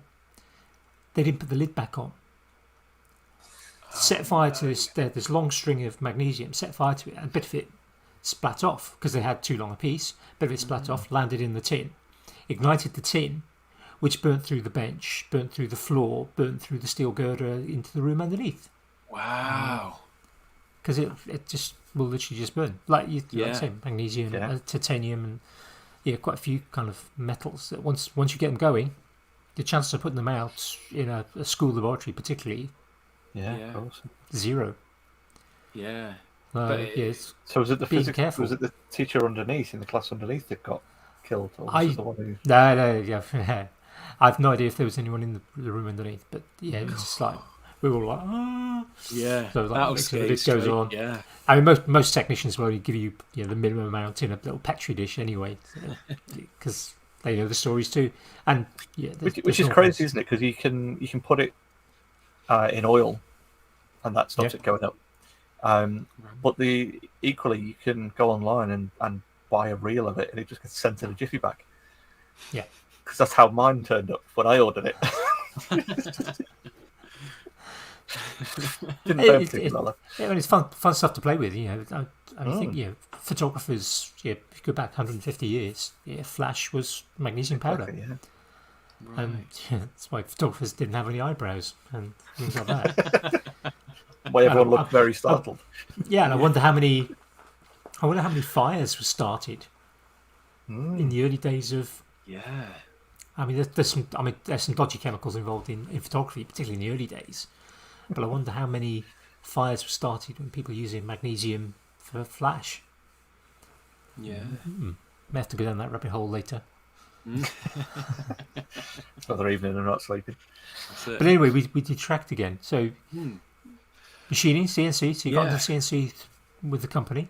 Yeah. So we were using the company was Datron were the CNCs that we used. German company, amazing CNCs. The speeds that these things can go through brass, and we were getting brass sheet, quarter inch, so 6.35 millimeters. For our Just to give you American the, friends. yeah, that's it. Yeah. So that's Oh, about, what is non-American it? friends. Three barley corns, something like that. um, we were getting it, yeah. So magnesium would go up, blah blah blah. You can machine it, but you have to keep coolant running all the time, just so it doesn't go up in flames. But it just causes so many issues with regards to, because you'd get quite fine shavings off a lot of the time from Yeah, of the course. CNCs. So if there's a if there's a slight build-up of some magnesium dust, and that captures So CNC. this is why you'd acid etch the magnesium or instead of that, but then Yes. I'm guessing you wouldn't photo etch or acid etch the brass. Then that's why it was easier. No. Was it quicker then to do the CNC? In some cases, yes. In some cases, no. So acid etching, depending on how fresh the bath is, will take anywhere from, depending on the bath, and there's so many different variables, but within 10 minutes, you could have a really intricate plate etched from magnesium with acid etching, whereas a really intricate plate on the CNC, sometimes we'd have plates that would run all weekend. Of course, yeah. So they'd go on last thing on a Friday, and you'd go home with your fingers Hope they were crossed. there Monday. Yes. And the amount of times, or there were a few times where something goes wrong, or someone turns the power off, or because we were on a farm, there was one point where the farmer had gone through the electrical cable. So that sends the business into a spin, because it's like, right, they would come straight to me and Kingsley, the other guy that was doing the machining at the time, and it would be, right, how many machines were running? What of it is salvageable? Because brass isn't cheap. No. And to buy it in the quantities that they were buying it in, it's just crazy. And they were, 4x2 sheets, basically, you'd get it in. Big sheets of brass. Quarter inch as well. Yeah. So they weren't light either. When we cut them up, we had to cut them in half using a lovely Startrite bandsaw. Massive thing it was. But you'd need two people to lift it through. Yeah, of course. Yeah. So that was great. I really enjoyed the work. But again, it's another case of the management. Yeah. And We've all been there, haven't we? So the opportunity for redundancy was welcome. yeah. Oh, yeah. I was chuffed. Sort of blessing in disguise sort of thing. Because I thought, well, if it does really get to the point where I need something else, I can probably go and get some hours at Screwfix just to pay the bills. Not ideal, because working with customers is not fun, even though I do that, but I get to choose who I work with at the moment. So that's a very long roundabout way of saying it was at that point where I was like, do you know what? I think I'm going to give this a go. And I've got a very supportive partner that if I was living on my own, there's no way I would be doing this. Because it's not, you don't automatically register your business and then inquiries start rolling in. It's not how it works. Yeah, exactly, yeah. You've got to build a reputation, and there are slow times. And so I went self-employed officially in October, because I wasn't really sure what else I wanted to do. I kept looking on websites like Indeed, but everything is just looking at listings like, I don't want to do any of this. I'm going to go into this job for 2 weeks and want to leave, because I'm just not going to. And it makes me sound like I've got a real problem with authority. But it's something that they have noticed, haven't they? That during the pandemic and stuff, is people have started to leave their jobs that they've been doing for years. Yeah. They've decided to leave them because they've reevaluated what's worthwhile in life and what they want to do. This is it. I think in a lot of ways, COVID's a horrible thing, but for a lot of people, I think it has been a bit of a blessing in disguise. It's certainly been an awakening for a lot of people. Do you know what? Yeah, this is what I like mean. The complete unilateral change of all of society in one go. Yeah, yeah. Gives you a Just chance to start fresh. this is it for that first lockdown, when the whole of the UK had to close, apart from supermarkets that were only allowed to let a certain amount of people in, only allowed to open certain hours to minimize contact and things like that. I think it really did put the brakes on, and all right, you'll get a lot of industries that will just go back to how it was beforehand. Yeah. Rightly or wrongly, I think it has made a lot of people rethink things, and the amount of people that have started up businesses. Well, absolutely. I mean, yeah. I mean, we were discussing yesterday at this Works barbecue as to, because we were all still working from home, and it was like the viability of going back to the office, and it just isn't viable yet. Even though there's 11 of us, it's just not in the office space we've got. It's not practical. Yeah. So for now, and until things, drastically change one way or the other, we just got to stay as we are. Yeah, there was a bit at the start of it where I had two. I don't know whether to call them revelations or what, but ideas. We'll say ideas, right? So imagine if 1 week a year, we'll call it a week because a month is a long time, the country has to shut down. Just to give everyone a week to get their S together and just reevaluate things, because a lot of the time it's so easy to get caught up in what you're doing that you don't have time to think about things. And it's like, right, we sort of kind of got that with Christmas, don't we? Like everyone comes back fresh in the new year with New Year's resolutions, but I think you're right. I think we need another one kind of somewhere in the middle to just kind of stop and reprocess, reassess, reevaluate. I just think that would be so good to have that. And my other second thought was, God, this is really going to change cities, because all of these companies that are renting out big offices that are now, is it Spotify? All of their employees, wherever they're based, are all permanently working from home now. Yeah. Because companies have realised, some companies, like I understand if you're customer facing, if you need to have a presence, that you would have a presence. But I thought there was part of me that was like, blimey, London, for example, how many of those big office buildings are going to be empty and going to have to turn back to residential? Or obviously it didn't happen. But it was one of those. This is really interesting though, because the company I work for, we've got a couple of projects down in London, one residential and one that's offices, and those projects are still ongoing, but there was a massive delay to them. They'd have been done by now, Right. and there was that process of like, what do we do? Do we continue with the project? Do we put them on hold indefinitely or things like that? So those discussions have been going on, in industry and stuff. Yeah, and I think Molly's company, for example, they only have to go in once every 2 weeks, but that's not, they haven't fully opened up all the offices yet, because it's still very much a thing. They were working from home a few weeks before we all went into lockdown, because they needed to test the systems and see if it could cope with it. And what they found is people have been a lot more productive.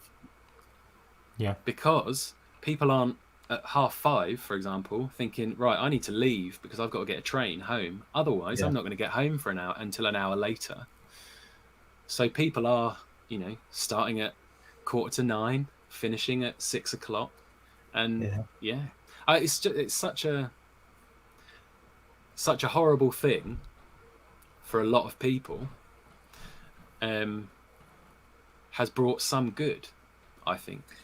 Well, I think that's a testament to human nature, isn't it? And being able to find good in some situations. It could have been very easy to go on a complete downward spiral, but there are those of us in the in any community or in any walk of life that will try and make good of a situation. for Absolutely. good or ill, I suppose. But Yeah. yeah, Every so cloud and all is that. this absolutely? Is this now then? Because you're essentially making commissions for people. Is Yes. your new thing? Yeah. So is this something that you found? I suppose it's difficult starting up during lockdown, but have you noticed a change in the things that you're being commissioned to? I suppose that kind of links to the question. I don't know whether you can put the question up on screen I can there, put the Andy. question up. Yep. Oh yeah. So the question was about making commissions and whether it's something you're Right. passionate about or just whether it's simply a way to pay for a hobby or both. Yeah. But I guess now it's not so much the hobby, Yeah. So the great although thing about it, was it both? yeah, I get bored very easily. Yeah. See why? You see why? Geeky Phase episode was so enlightening. Yeah, I get bored easily. So having different things to make is great. There are going to be things that I don't enjoy making so much, but in a way, you almost need staples just so that you've got something that does so regularly Yeah, enough just to do as infill work in between, everything else. So I love doing it because I haven't got to outlay for the materials. of course. I get all the scraps, which works out very nicely sometimes, because it's just the way you price up a job and you think, okay, yeah, I'm going to do it this way. But then as you start the process, you realise and you've overordered on materials. It is Yeah. what it is. Well, So every an new 8x4 cut needs to come from an 8x4 sheet, doesn't it? Yeah, Exactly. 8x4. Yeah, I was just thinking, yeah, an 8x4 sheet of birch plywood to make those 4 coasters. Yeah, that's it. Yeah, Well, quite that's an the unit it expensive comes set of in. So coasters. Yeah. I'd absolutely love to have my own like line of furniture, for example, like my coffee table that I made, my kidney bean boomerang table. I really love that. Not mid-century is not the word for it, but that atomic sort of design. yeah, Where it's all bright colours. I know my table isn't brightly coloured, but I was just using what I had at the time, and I thought it'd be a shame to veneer a load of lovely hardwood. But I'd love to get into atomic furniture, so making brightly coloured, weirdly shaped furniture. But it's the outlay for the materials, which at the moment is ridiculous because a sheet Yeah. of 18mm birch ply, for example. Like I'm working on some lockers at the moment for my sister-in-law, who's opening a gym down in Torquay. When I originally quoted for this job last year, birch ply was 70 quid a sheet, fairly standard price for birch ply. Unless you're buying bulk, where you'll get a bit of a discount. But if you were to go down to a supplier and say, I'm after a couple of sheets, 70 quid a sheet. Whereas now it's over £100 a sheet. So it's just ridiculous. But I digress. It's nice having commissions because I haven't got to outlay for the materials. It keeps me on varied projects. So, for example, this morning I put an advert up on Facebook Marketplace, furniture maker, blah, blah, blah. And in the description, whatever you think of, I'll make it, sort of thing. And I've had, my phone's been going off now. Sorry, my phone's on my desk. I've just properly hit my phone screen. I've got a few messages on there now, like from people that have messaged me through Facebook Messenger, and my phone's been going all day with different projects. Some people want beds for their kids' rooms. Some people want a TV cabinet. Someone messaged me asking if I could make a wheelbarrow because their father was a gardener. They'd recently lost their father, and they want a really nice sort of wheelbarrow as a what's the word? like a memento almost. Like a memento, something that they look at and they can always think, oh yeah, that reminds me of And a heritage piece, something that will last for a long time. Yeah, and they ended up sending me a picture of I feel like I've got to be careful with how I choose my words because some people have this sort of taste, but something that you could easily go down to the range and buy. for, a fraction of the price that I'm going to charge to make it. But it was really nice. I was thinking about it because it was metal, and I thought, brilliant! I could fire up the forge, and because I don't use the forge much, and I'd love to use it more. Yeah. But it was that sort of thing where I could make that, but I just had to turn it down in the end because I'd never do it justice, and for something that they'd want, that is probably going to end up costing a couple of £100 for me to make, they can go and buy elsewhere. But yeah, I forget what the original point was again. Sorry, tangents everywhere. You should see what it's like in my mind. Blimey. Probably very similar to ours. Yeah. Yeah, I can't remember where we started on this one. I think it was about kind of getting commissions and. Yeah, we're talking about whether or not those. it's a good way to pay for the hobby, or whether it's a passion. It can be a good way if you've got the right customer base. So I found a lot of the inquiries I've had today are from Colchester rather than Clacton, because Colchester is a bit more of an affluent area. House prices are more. There's more money in Colchester. Once they've spoken to Paul Cunningham, then they can get a different price from you. Yeah. He's not far from me, actually, Paul Cunningham. Yeah. In terms of distance, yes, I'd say skill level, he's way up here, and I'm. What was he saying about building cathedrals before? That's it. Yeah. Well, he's got a few extra tools, hasn't he? It's just. Yeah, that's like drool worthy equipment. I think his table saw is bigger than the Tinkerage. Yeah, it will be. Yeah. Yeah. Probably, and his drum sander. Have you seen the drum sander? Whoa, that's. And he's now ridiculous. put big googly eyes on it as well. Yeah, has to. Why wouldn't you? He's doing it right. Yeah, that's it. It's not an easy line of work, and being self-employed is. I've probably been the most stressed that I've ever been, but it's a good form of stress because I'm doing what I want to do. I was going to say, are you happy? That's the main thing. Yes, I'm sleeping better. I feel better every day because I'm not getting up every day and I'm thinking, it was getting to the point at this last job where I was thinking I'm wasting my time. I'm only 27, but I was still like, I'm wasting my time. I'm working at a place where I'm miserable every day. And it's just not worth it at that point. If you're ever miserable in anything, just stop it. Just change. People don't realise just how much is out there and how much is available to improve your life. Absolutely. And I'm not like, my diet's terrible. Like, I don't eat well at all. I eat well, but I don't eat well. and like, but I'm happy, which is something that hasn't happened for a while because I'm working for myself. I'm doing what I want to do, which, like I say, again, doesn't always work that well, and money's it's not a constant stream, but it's fantastic. I wouldn't, if I don't have to, I will never go back into a company where I'm working for someone unless, because I'm quite interested in getting into teaching something like woodwork or making in some degree, because I think that'd be brilliant to be able to pass on information in such a way.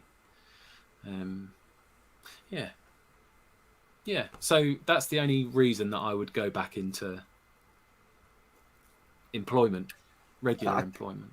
I'd love to see that sort of thing as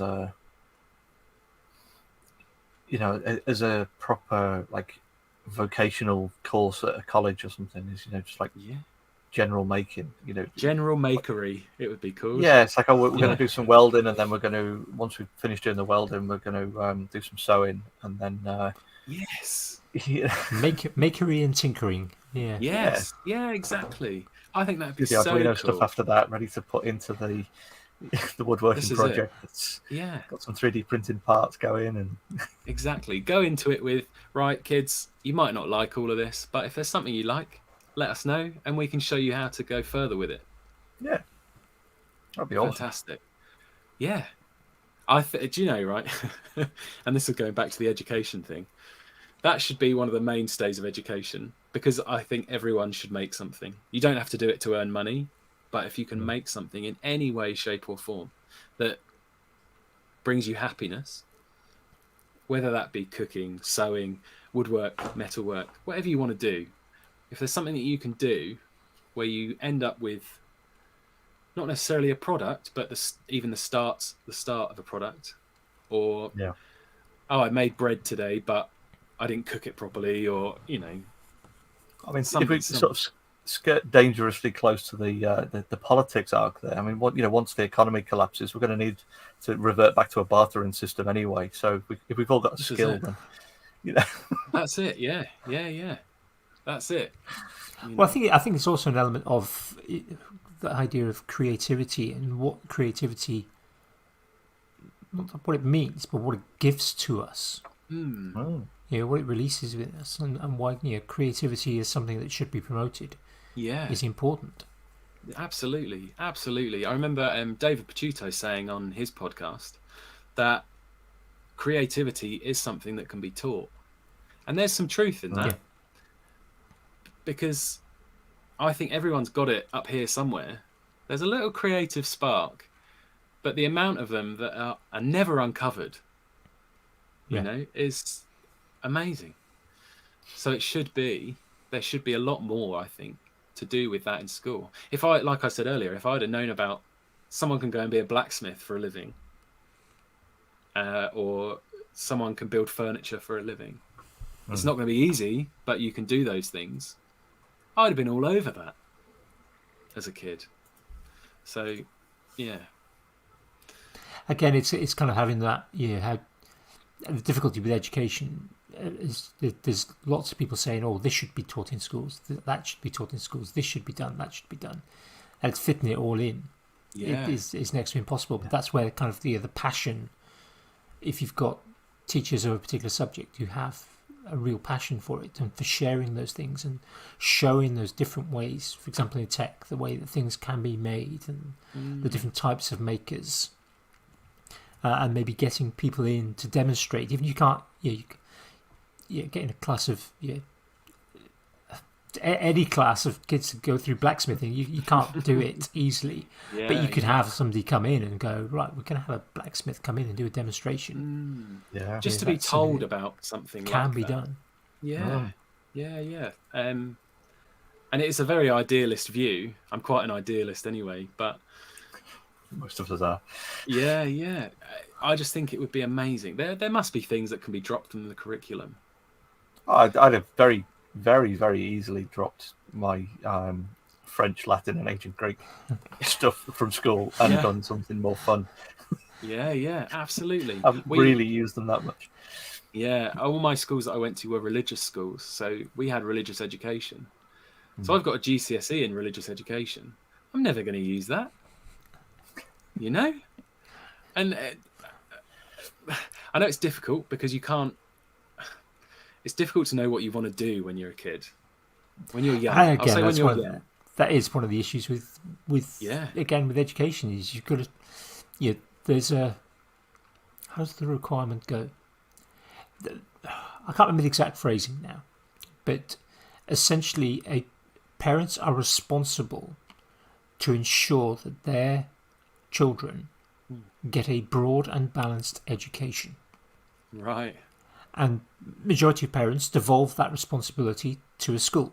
So essentially, people like Ofsted, which is the Office for Standards in Education, want to ensure that schools provide a broad and balanced education.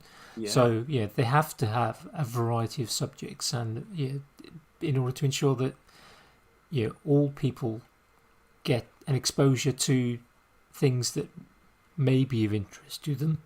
If you're not exposed to it, you won't know if you're interested in it. Yeah.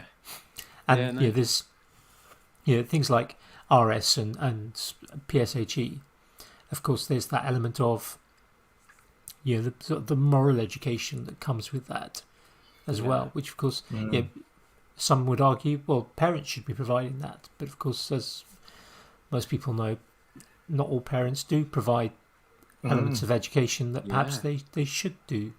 Well, things like ethics and stuff like that, they quite often taught in like RS or RE, however whatever it's currently being called. But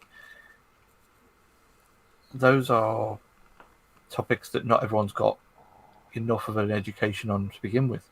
It's difficult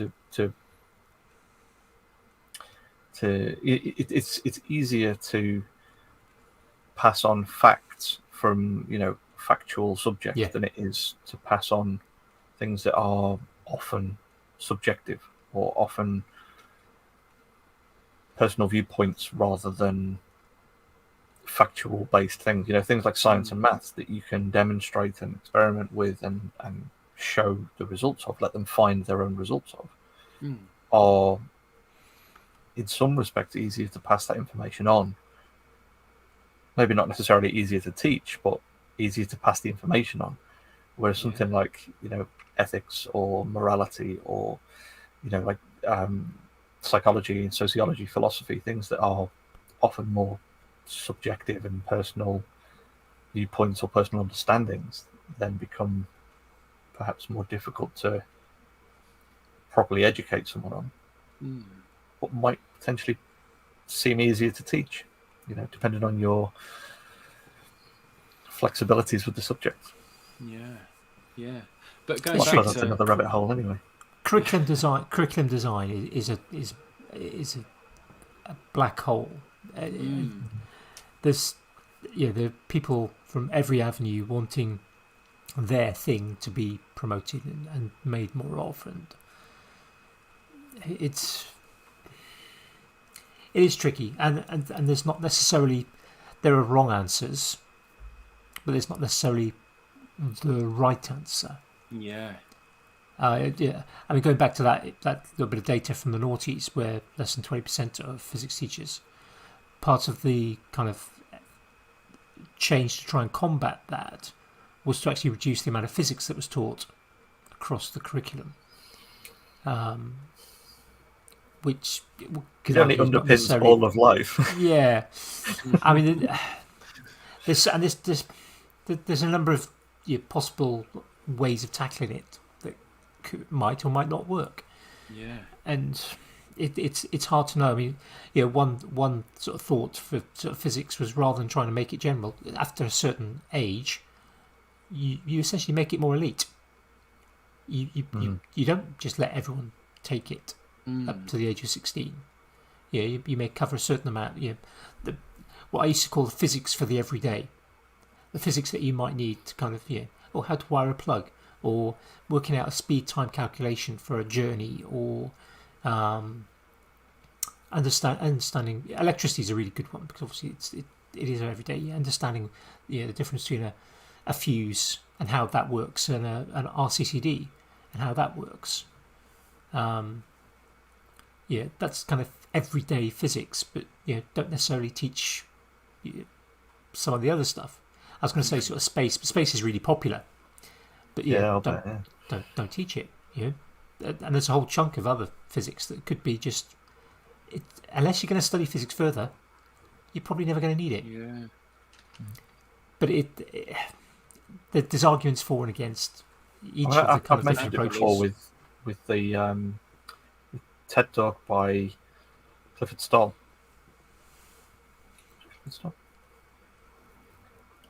But talking about sort of teaching 10-year-olds, 9-10-year-olds, everyday physics stuff, and going in and teaching them, how to roughly measure the speed of sound with, an oscilloscope and a microphone and a tape measure. And things like that, making more fun experiments more accessible, rather than it just being, open your textbook to page 37, copy these equations down. This is Planck's constant, blah, blah, blah. You'll never need this, but you've got to write it and remember. What's needed for the exams? That's it. It's all about getting through exams, which I was quite pleased for students this year that didn't sit exams, because you get students that are great in exams. They've got it all stored up here, and as soon as they get in that exam hall, they open the tap, and all the information comes out onto the exam paper. And then you get on the other hand, students that are anxious, nervous, and everything Going just through leaves problems your at brain. home, stressed. This is it. Yeah. Whereas they might have been the best student in the class throughout the year, but then they go and get a D, whatever that is in new money, in a subject because they failed the exam, or because their brain left them in the exam. And it's easy for me to say because I'm not from an education background, but I think that's a much better way of assessing a student, because then you won't get the people that mess around all year. I could say some things that are going to go into some iffy territory, so let's not. But you get the wrong students getting the wrong grades just because of how they perform in an exam. Yeah, good memory but poor understanding. Yes. Yeah. With those with good understanding but perhaps poor recall under stressful situations. Yeah. Yeah, doesn't necessarily suit. It's a very archaic way. I suppose it's all about removing bias, isn't it? You know, if you've got a teacher who likes a particular student because they've been a good student all year, they might be more inclined to give them a better grade than the kid who was disruptive. Yeah, that makes sense. But might do better in an exam. You know, so I suppose it is that methodology of kind of unifying things and one of the removing problems with bias. teacher assessment is that when schools are being measured by how good they do, It's there internal may be pressure, either within, somebody might go, I want my department to look like it's doing better, so I'm going to raise the results, or the head teacher's going, oh, we need better results. What can you do to make sure the results are better? We need a bit more funding, so just make little Jimmy, give him a C- instead of a D. Yeah. So, and those are real pressures and real issues. Yeah. But I mean, going back, I've kind of got a bit of a dream, and I don't know if it'll ever happen, because it certainly won't happen until my kids have kind of left home. But I'd love to set up a makerspace. Yes. But I'd love to set up a makerspace that is not just a makerspace, but actually runs classes. Yeah. So you've kind of got that education, you've got, but opportunities for kids as well. So you get groups of kids coming along and going, right, we're going to learn how to use a 3D printer. Or we're going to learn how to use CNC. We're going to, you're going to leave, in 3 weeks' time, come for an hour a week. In 3 weeks' time, you're all going to leave with your own brass branding iron. Brand you mates. Yeah. Yeah. make an electric one. Yeah, but having that kind of ability, or we're going to make, I don't know. I mean, there's just so many things that you can possibly make. Yeah, we're going to make we're going to make things, and we're going to take things. Junk. There's a room out there which is just full of junk, and you can take whatever junk you like, and you can cut it up, you can glue it together, you can add things to it, you can add motors, and like great egg race style, and you're going to make a robot. We need more people like Soph and Al in schools. Yes, we do. And Bloody Tim right, Hunkin. Yeah. Tim Hunkin. Oh, who's Tim Hunkin? You don't know Tim Hunkin? I need to know about Tim Hunkin. You do need to know Tim Hunkin. If it makes Andy pull that face, you need to know. Yeah, you do. Okay. Write it down. Yeah, well, there'll be a link in the show notes later in the week as well. I'll make sure I add that in. Yeah, thank you. Tim Hunkin is the brains behind a TV series back in the 80s and early 90s called A Secret Life Of. Okay. And he actually sort of dug into how things work. So like how a photocopier works or how an internal combustion engine works. Yeah. And he'd make models and do things. And he did a lot of work also with a guy called Rex Garrett. Rex Garrett, yeah. Do you remember the earlier Robot Wars stuff? Yeah. There was the Cassius robot that invented the self-righting mechanism. Yeah. And there was a very, very hairy chap. That was Rex Garrett. So he was massive in Robot Wars. And he also built Brum. from the kids' TV show. Brum. Yeah. He built I Brum. used to love Brum. So Tim and Rex did a lot of kind of sort of TV stuff, and Tim has he was really into arcade machines, but kind of homemade arcade machines that aren't quite game. Not arcade machines as in you go to the kind of the pier and you put your money in and you lose all your money. Yeah. But kind of more things would happen. Animated characters would you put your money in and something would happen. Something would. He did a series recently, kind of looking into kind of for makers, basically sort of 40 minutes of these are the glues that I use, and where I might use these different glues, or gears.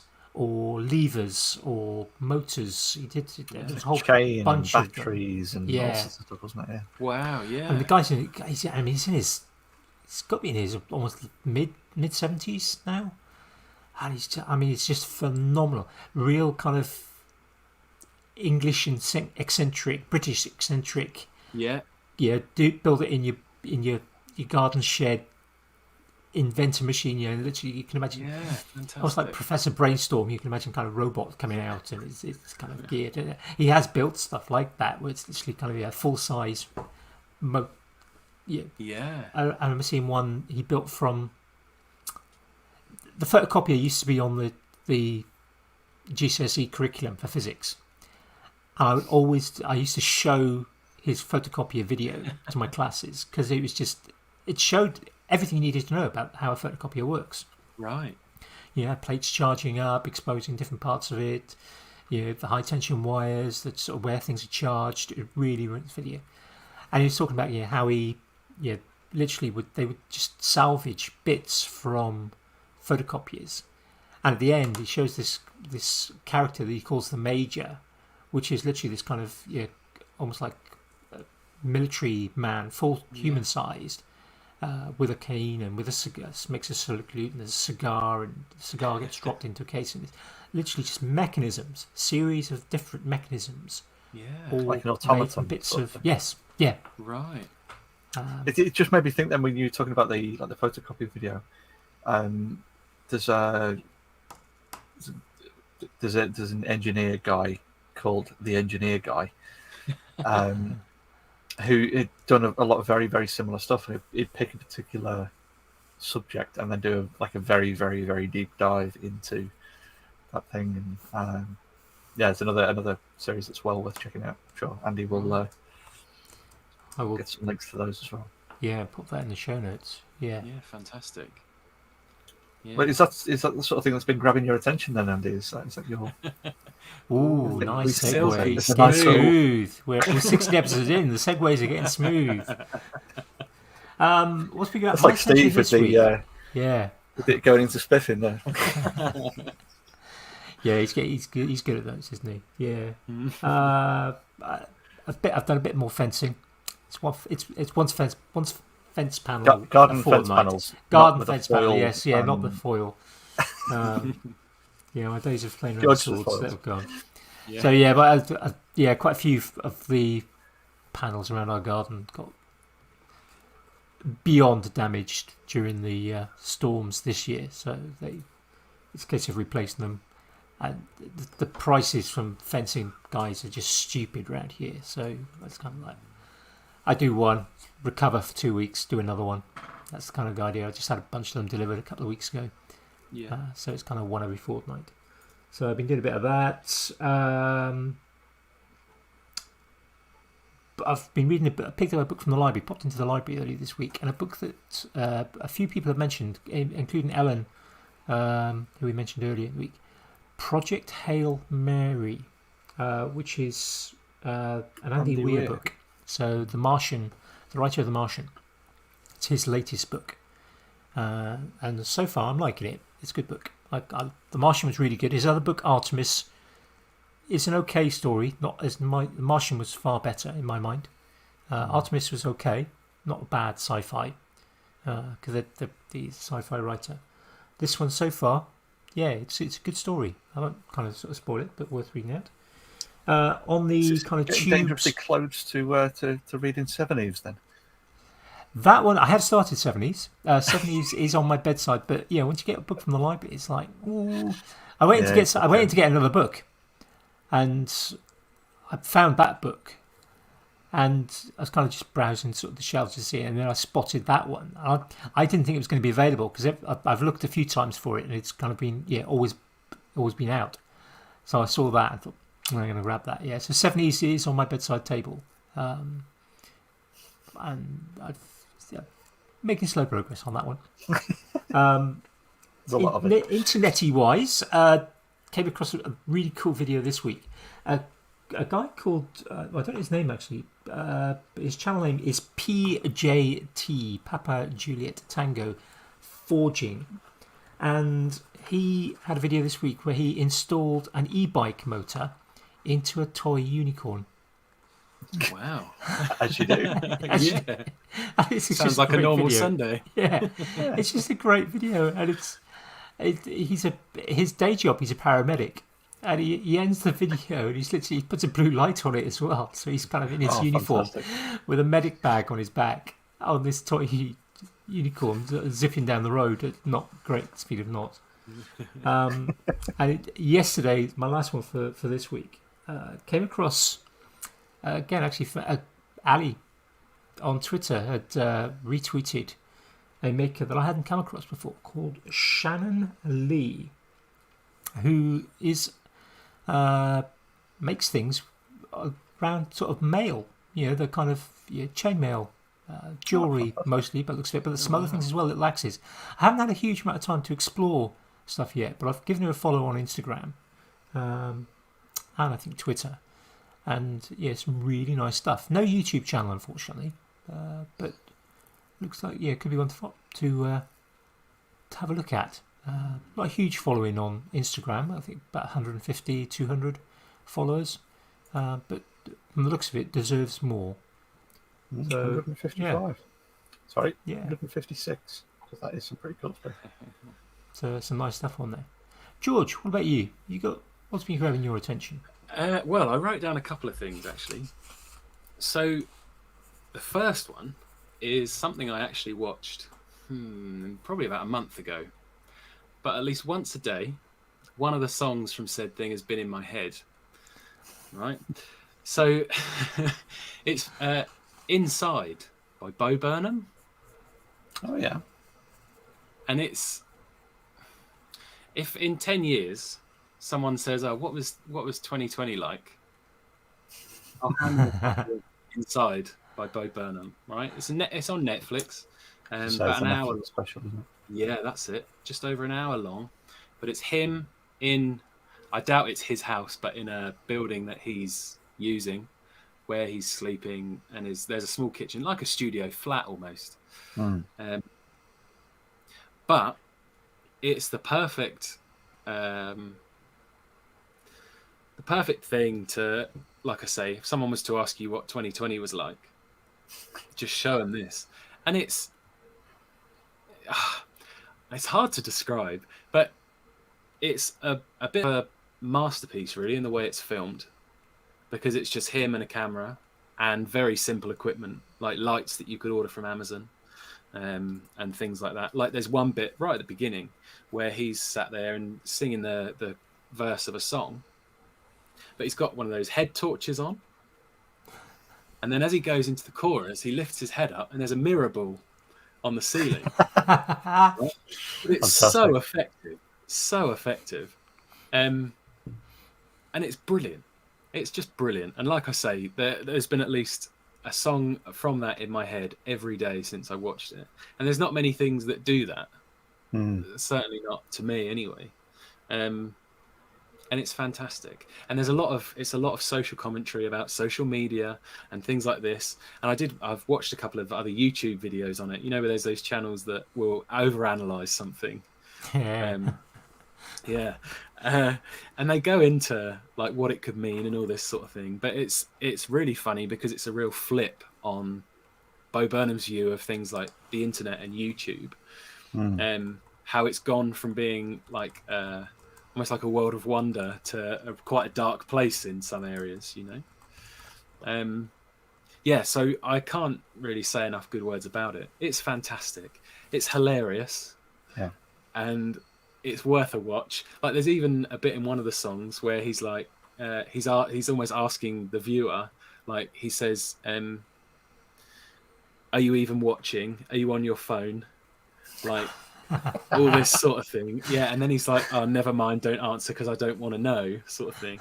And it's just fantastic. To be fair, So did you good. both suddenly stop what you were doing and look back up at the screen then, and then back down at your phones? No. You see, I'm still a bit of a. I'll turn my phone off if I go to the cinema because Yeah. I'm there to see Like the a film. sensible human. Yeah. There's been some films put on where I sort of lose interest, and then it's easy to pick up the phone. But a lot of the time, if it's a film that I want to watch, I'll leave my phone in another room, or because you're watching the film. Yeah. And if you're watching inside, don't have your phone with you. Watch the whole thing, because if you are, if you're making videos and things, you might pick up some tips on how to make that sort of single shot a bit more interesting. Simple things like what's the name of the crop? There's a filmmaker where there's a specific version of a crop where if you're on a stationary view where it very slowly zooms in, it's gone. His name's gone. Yeah, I know what you mean. I know the effect. Don't know the name. It's gone. Yeah. But just using simple things like that and how he uses it at certain points in this film and what it means and why he does it at that particular point. There's so many amazing things that he's achieved. All right, he's backed by Netflix, so he's been given one hell of a budget. So he's not using a Nikon D5300 that's 5 years old. He's using up to date, probably some sort of Sony or Panasonic camera that's 17K or something stupid in resolution. So there's that, but that's sort of I think that's a bit of a cynical way to look at it, really, because it's so interesting and how someone can make such a small space so interesting to reuse. It's a real skill. And like I say, there's a cynical view of, he's got a whole team behind it, sort of thing. I mean, that's to be expected, but yeah, it's. Yeah, I wouldn't go as far as to say it's a masterpiece. Well, but it's near as damn it. As far as I'm concerned, people will probably listen to this and think, "What the hell? Like, this guy's on something." It's crap, but I think it's fantastic. I've heard nothing but good things about it. In fairness, Yeah, it's I've been hilarious. sent the odd few bits and bobs from it and stuff, but I've not actually sat and watched it myself yet. Well, what made me want to watch it was it came up on my YouTube recommendations, the song "Welcome to the Internet." Mm-hmm. And it's the sort of thing where he could have been in like a top hat and like a really big coat and like as a shady salesman singing about the internet. So if you watch one thing, watch that. And if that doesn't make you want to watch the whole thing, I'd be very surprised. But if you don't watch the whole thing, you're missing out, quite honestly. That's fair. Yeah. Yeah, so it's like I say. I shall add that to my to-watch list on Netflix. It's fantastic. It's just fantastic. In a time where a good film is quite hard to come by. Yeah. And even though we've got access to everything, but everyone's watched everything in lockdown. Watch. Yeah, we've got a few friends who've completed Netflix. Yeah, that's it. Yeah. Yeah. So that's the first thing. Okay. But the second one is a video game. Psychonauts 2. Ah. Bloody brilliant. I just finished it last night or the night before.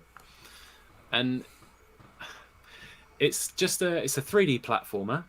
Mm-hmm. The first one came out in 2005, 2006. 16 years ago it was. So but it flopped when it came out. Didn't sell at all. And then they put it on Steam, where it then became, I think, in the first hour on Steam, it had sold more than when it originally came out 5 years prior. Yeah, which is a shame because the first one is so good. It's so dark and witty, but the idea is it's about a bunch of children that go to a summer camp for psychic children, right?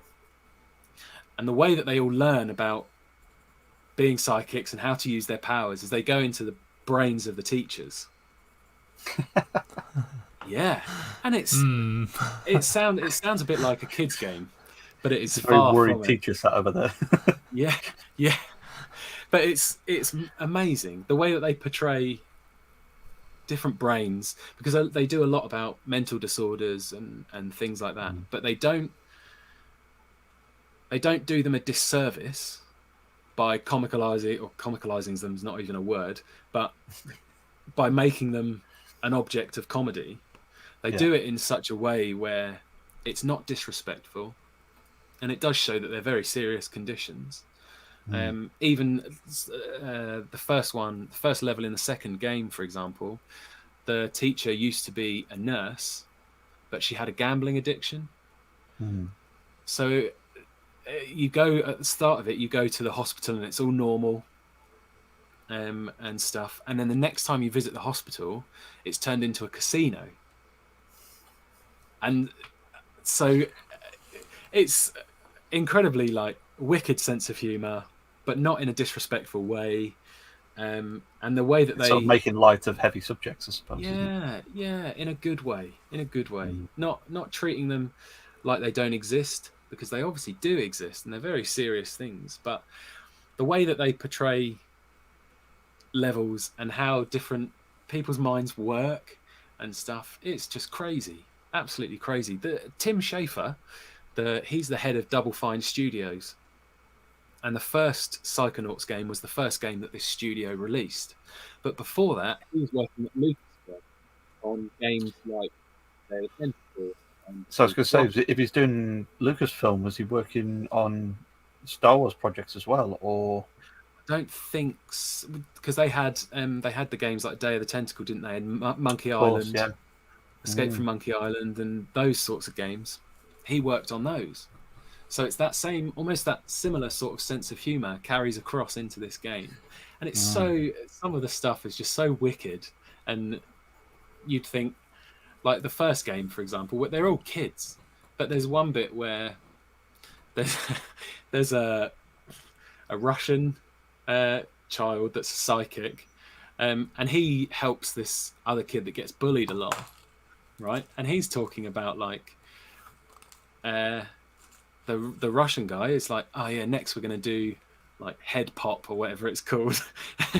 And he's like, the other kid that he's looking after is like, well, maybe we don't have to go that far. Like, and these are kids, like 10-year-old kids they're supposed to be as characters. And it's just so wicked and good sense of humor. I mean, that sounds like 10-year-old kids. Yeah. But as a guy with an 11-year-old daughter, yeah. If you can get on Steam, I'd recommend playing the first one and the second one. But I say the second one because it's been so long since the first one came out, and I've just finished it recently. So, yeah. It's weird actually saying about like games with like a big gap and stuff, because we've got a Xbox down in the living room, and we've got the Game Pass. I was just browsing through the games the other day, and I saw Zuma, which it's just like arcade ball shooter type thing, but it's all like Aztec based, and you play this like frog in the middle that spits these balls out. Yeah, it's got this like all the track of the coloured balls going around. Yeah, I haven't played that for years, and it's the same sort of thing of like I checked on. I think I was like, oh, when did this come out? Oh, 2005. Right, okay. It feels like it was maybe a couple of years since I last played it. Yeah. Go on then, I'll have another go. And then an hour and a half later, I was still just nearly at the end boss. Yeah. Well, the good thing is, if you've got Game Pass, Jamie, you can play Psychonauts too. I shall check it out. So dig into it. Because Basically, I'm pretty sure my daughter is going to love it as well. yeah, From the yeah. description Well, you've given it. yeah, it's fantastic. And the first one was on there, but I'm not sure if it still is. But Xbox now own Double Fine Studios. Of course. Yeah. So their game's on there, and it's worth a play. She'll have a look. Yeah. Sounds good. Yeah. Jamie, what's been grabbing your attention? Well, work, unfortunately, has been the most of my attention this week. Sort of changing back to more normal hours and things, so just sort of getting back into things after holidays and kids going back to school and all that kind of rubbish and usual stuff. But I was got a fantastic YouTube recommendation for the channel Project Farm. Some of you know, I'm a bit of a tool nerd. I'm a bit of a Wera fan.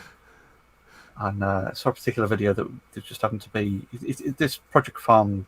The guy's very, very good at doing kind of like shootout tests for a particular thing. So he'll do, which is the best drill, and he'll buy a range of whatever drills he can buy in the States, or which is the best impact driver, or which is the best diff lubrication for four-wheel drive vehicles, or which is the best brake cleaner, or things like that. And I just happened to see one that was which is the best screwdriver bit brand, and that to me, that's proper nerding out for me. That and he was doing. I saw a couple of them. One of them was Phillips bits, but the one that I really enjoyed was the Torx T25 bits, which I use all the time. And I've got my own personal preferences from, good and bad experiences down the line and stuff. And I felt very vindicated in my decisions by the end of the video. By the time he'd gone through and tested all these brands from, your super cheapy, £2 for 10 bits up to like your Weas and Wiras and DeWalt bits and all the stuff that a tradie mate of mine, he'll buy packs and packs of DeWalt bits and go, oh yeah, no, they're fantastic. Every time you break one, you just grab another bit out of the box. You can buy, 50 bits from Screwfix for £3.27. It's fantastic. You go, yeah, and you break them every other screw, don't you? Like, I've had this one Wera bit for 3 years and it still works. Yeah. And that was exactly it. By the end of the video, he went, yeah, they're like 5 times the price, but they work. Get what you pay for. Yeah, so that's been the rabbit hole that I've been diving down this week. Yeah, because I saw that video as well. And it was quite lengthy. Yeah, it's very lengthy, it was detail. Yeah, proper nerdy rabbit hole going into. I don't know if he's got a sort of science background, because it's almost like he's presenting the results in quite a scientific manner. It's very statistical analysis and scientific method, and well, I've rigged up this jig to put constant pressure on the pillar drill to do a cam out test on the screws, and it's super nerdy deep dive on something that most people would just not even think about. So, I tend to be kind kind of. I think. What came with it? I'm still using a lot of bits. My second drill driver was a Makita, and it came in one of those kind of big sort of blow molded boxes with kind of 100 bits and bobs, driver bits, and I'm still using mostly those. But I don't. Yeah, I'm not in the trade, so I don't generally abuse it. I've had a few kind of. I tend to use Posi Drive. I like Posi Drive. I know Torque is sort of better, but there's so much more available. Absolutely. Yeah. So I tend to use that, and I think I've only ever broken one or two or stripped out. I tend to strip out more than anything else. Spin around, and you end up with it's just a bit poking out and no kind of actual sort of gripping part left. We should get another couple of hours of just me rambling on about that kind of stuff. Don't worry. I'm in your camp, Jamie. I'm a Torx man. Yeah. I can live with the convenience of having to change the bit from a 20 to a 25 when you go up a size. I can live with that for the ease of just going and the screws in. None of the when you haven't quite got it lined up perfectly well, and Exactly. oh no, I've got 6 screws there and I've put 5 of them in perfectly, and the last one's just stripped or snapped or looks horrible. Or I'll tell you what I found though with talks. I mean, I do have a few kind of. I've had a couple of boxes of a variety of talks, and with one of the bits of fencing, I'd actually built a structure, a log store essentially. I just used a pile of scrap wood, some scrap fencing, and I'd used some long Torx screws to kind of hold it together. And last month, when I was taking it down to replace the fence panel that it was against, and this is something I've had happen before as well.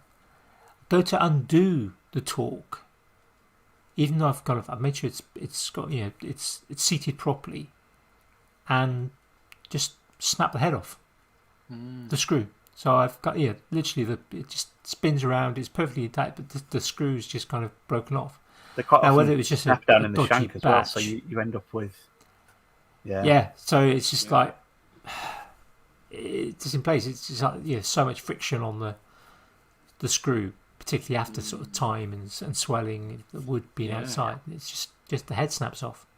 It I don't know if it's depends just on a cheap batch of screws. As well. Yeah, I think that's the thing. Yeah, there is a bit of a methodology in the way that they do things, because things like the DeWalt bits, for instance, you don't buy them in individual bits. You buy them in a box of 10 or 25 or 50 bits, because then the hardness of the metal is lower than the hardness of the screws. So the idea is that you chew the bit up or you snap the bit so that you don't damage the screw in the finished piece. Whereas the Wera bits, for instance, they are hardened screws. They're 1 or 2 levels higher on the show hardness level, because the idea is that they grip the screw more tightly, so they're less likely to cam out and they're less likely to cause problems. But because of that, when you get into some of the chunkier, like external grade Torx screws and stuff, they are hardened screws. But then if you're using the Torx bits, the Torx bits can generally put more torque through the shank of the screw than a posi drive screw can, because posi drive and Phillips are specifically engineered to cam out at certain torque levels. But this is it. These Torx, literally, they're shearing the shaft. And that's the thing. It's because the external grade screws, they go through the heat cycling over the course of seasons, and they just end up with metal fatigue when you can then apply much more torque than you would generally with a Phillips or a posi. Right. So it's just a nerd out a bit. Fascinating. It's fascinating stuff. It really is. It's something I'd like to do more. If I was thinking about this today, kind of a bit of an idea for a series of videos on kind of almost like the science of, and the one that hit me today was the science of sanding. And the kind of whole process, thinking about the idea that you use a material that is actually harder than the material you're wanting to sand, whether you're dealing with wood or whether you're dealing with metal, and you sort of start coarse, and then you kind of you're taking sort of large chunks off, and then as you increase your grade, your grit, you're essentially removing more and more, but you don't want to jump too far, otherwise you won't be able to remove the kind of the bigger grooves that you took off initially. Because your initial sanding process is with the circular saw, isn't it? We just put one large groove down the middle. Yeah. But I think it's on my list of videos to do when the kids have left home. Kind of the science behind some of the making. I'd like to go and visit the forge with Alex Paul's forge and sort of do a science behind the blacksmithing. Everything from it's the kind of kinetic energy and momentum of a hammer strike. A good one to do with that would be to do the specifically with those guys. They use a lighter hammer compared to a lot of the American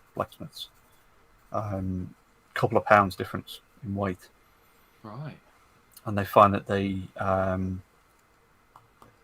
kinetic energy, obviously, they're hitting less hard, but they can continue hitting for longer, so they can impart more kinetic energy over time. And But there's fatigue also themselves less. it depends on how you're striking as well. If you're just literally lifting the hammer and letting it down, then there's going to be a limit to the velocity gained as you go down. Yeah. So your mass becomes important. But if you're actually driving the hammer down, then the kinetic energy equation is half mass times velocity squared. So velocity is a much bigger effect. So if you can actually get a much faster speed, you can get more kinetic energy from a lower mass, but by moving it faster. I mean, if you've ever seen the arms on Joe and Alex Pole, Yes. then that kind of skews the results slightly. But it'd be interesting to kind of almost to sort of do an analysis, get them to use 3 or 4 hammers of different masses, use kind of frame by frame tracking to kind of work out the velocity of the hammer as they drive it down. You probably need to get them to do a kind of a series of not just one blow, but a series of work a piece through or something. Yeah. In order to allow for the repeated hits. But this is kind of something I'd love to kind of sort of Very future videos. Yeah. But it's not going to happen for a while, that's for sure. Not until kids It's a are great school. idea, though, to have that deep dive into that sort of thing. Yeah, you've got 2 viewers here, I think. Sorry, where are you? There and here. So if that's not motivation enough, Andy, then yeah, well, it's not just about motivation; it's clearing the tinkerage and getting through jobs and getting stuff done. That's the other thing. Yeah. We've all got the You've been sickness, held accountable now. Yeah.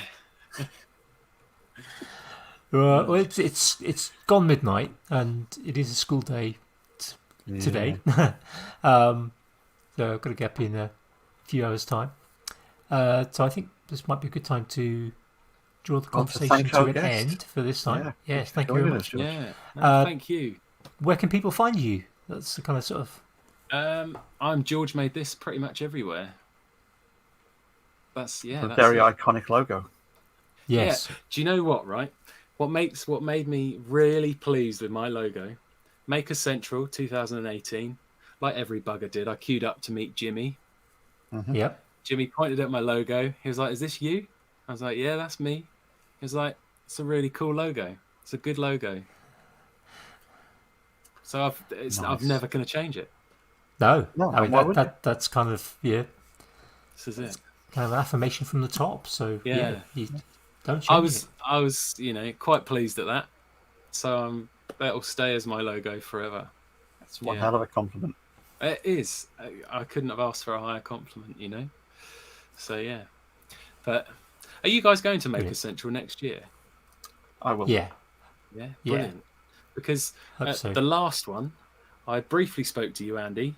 Yep. And Jamie handed me a handful of Maker coins as I was on my way out of the show, because I'm socially inept. It might not seem like it from this podcast, but I'm all right in a small group. But talking like to most people, makers, I think. Yeah.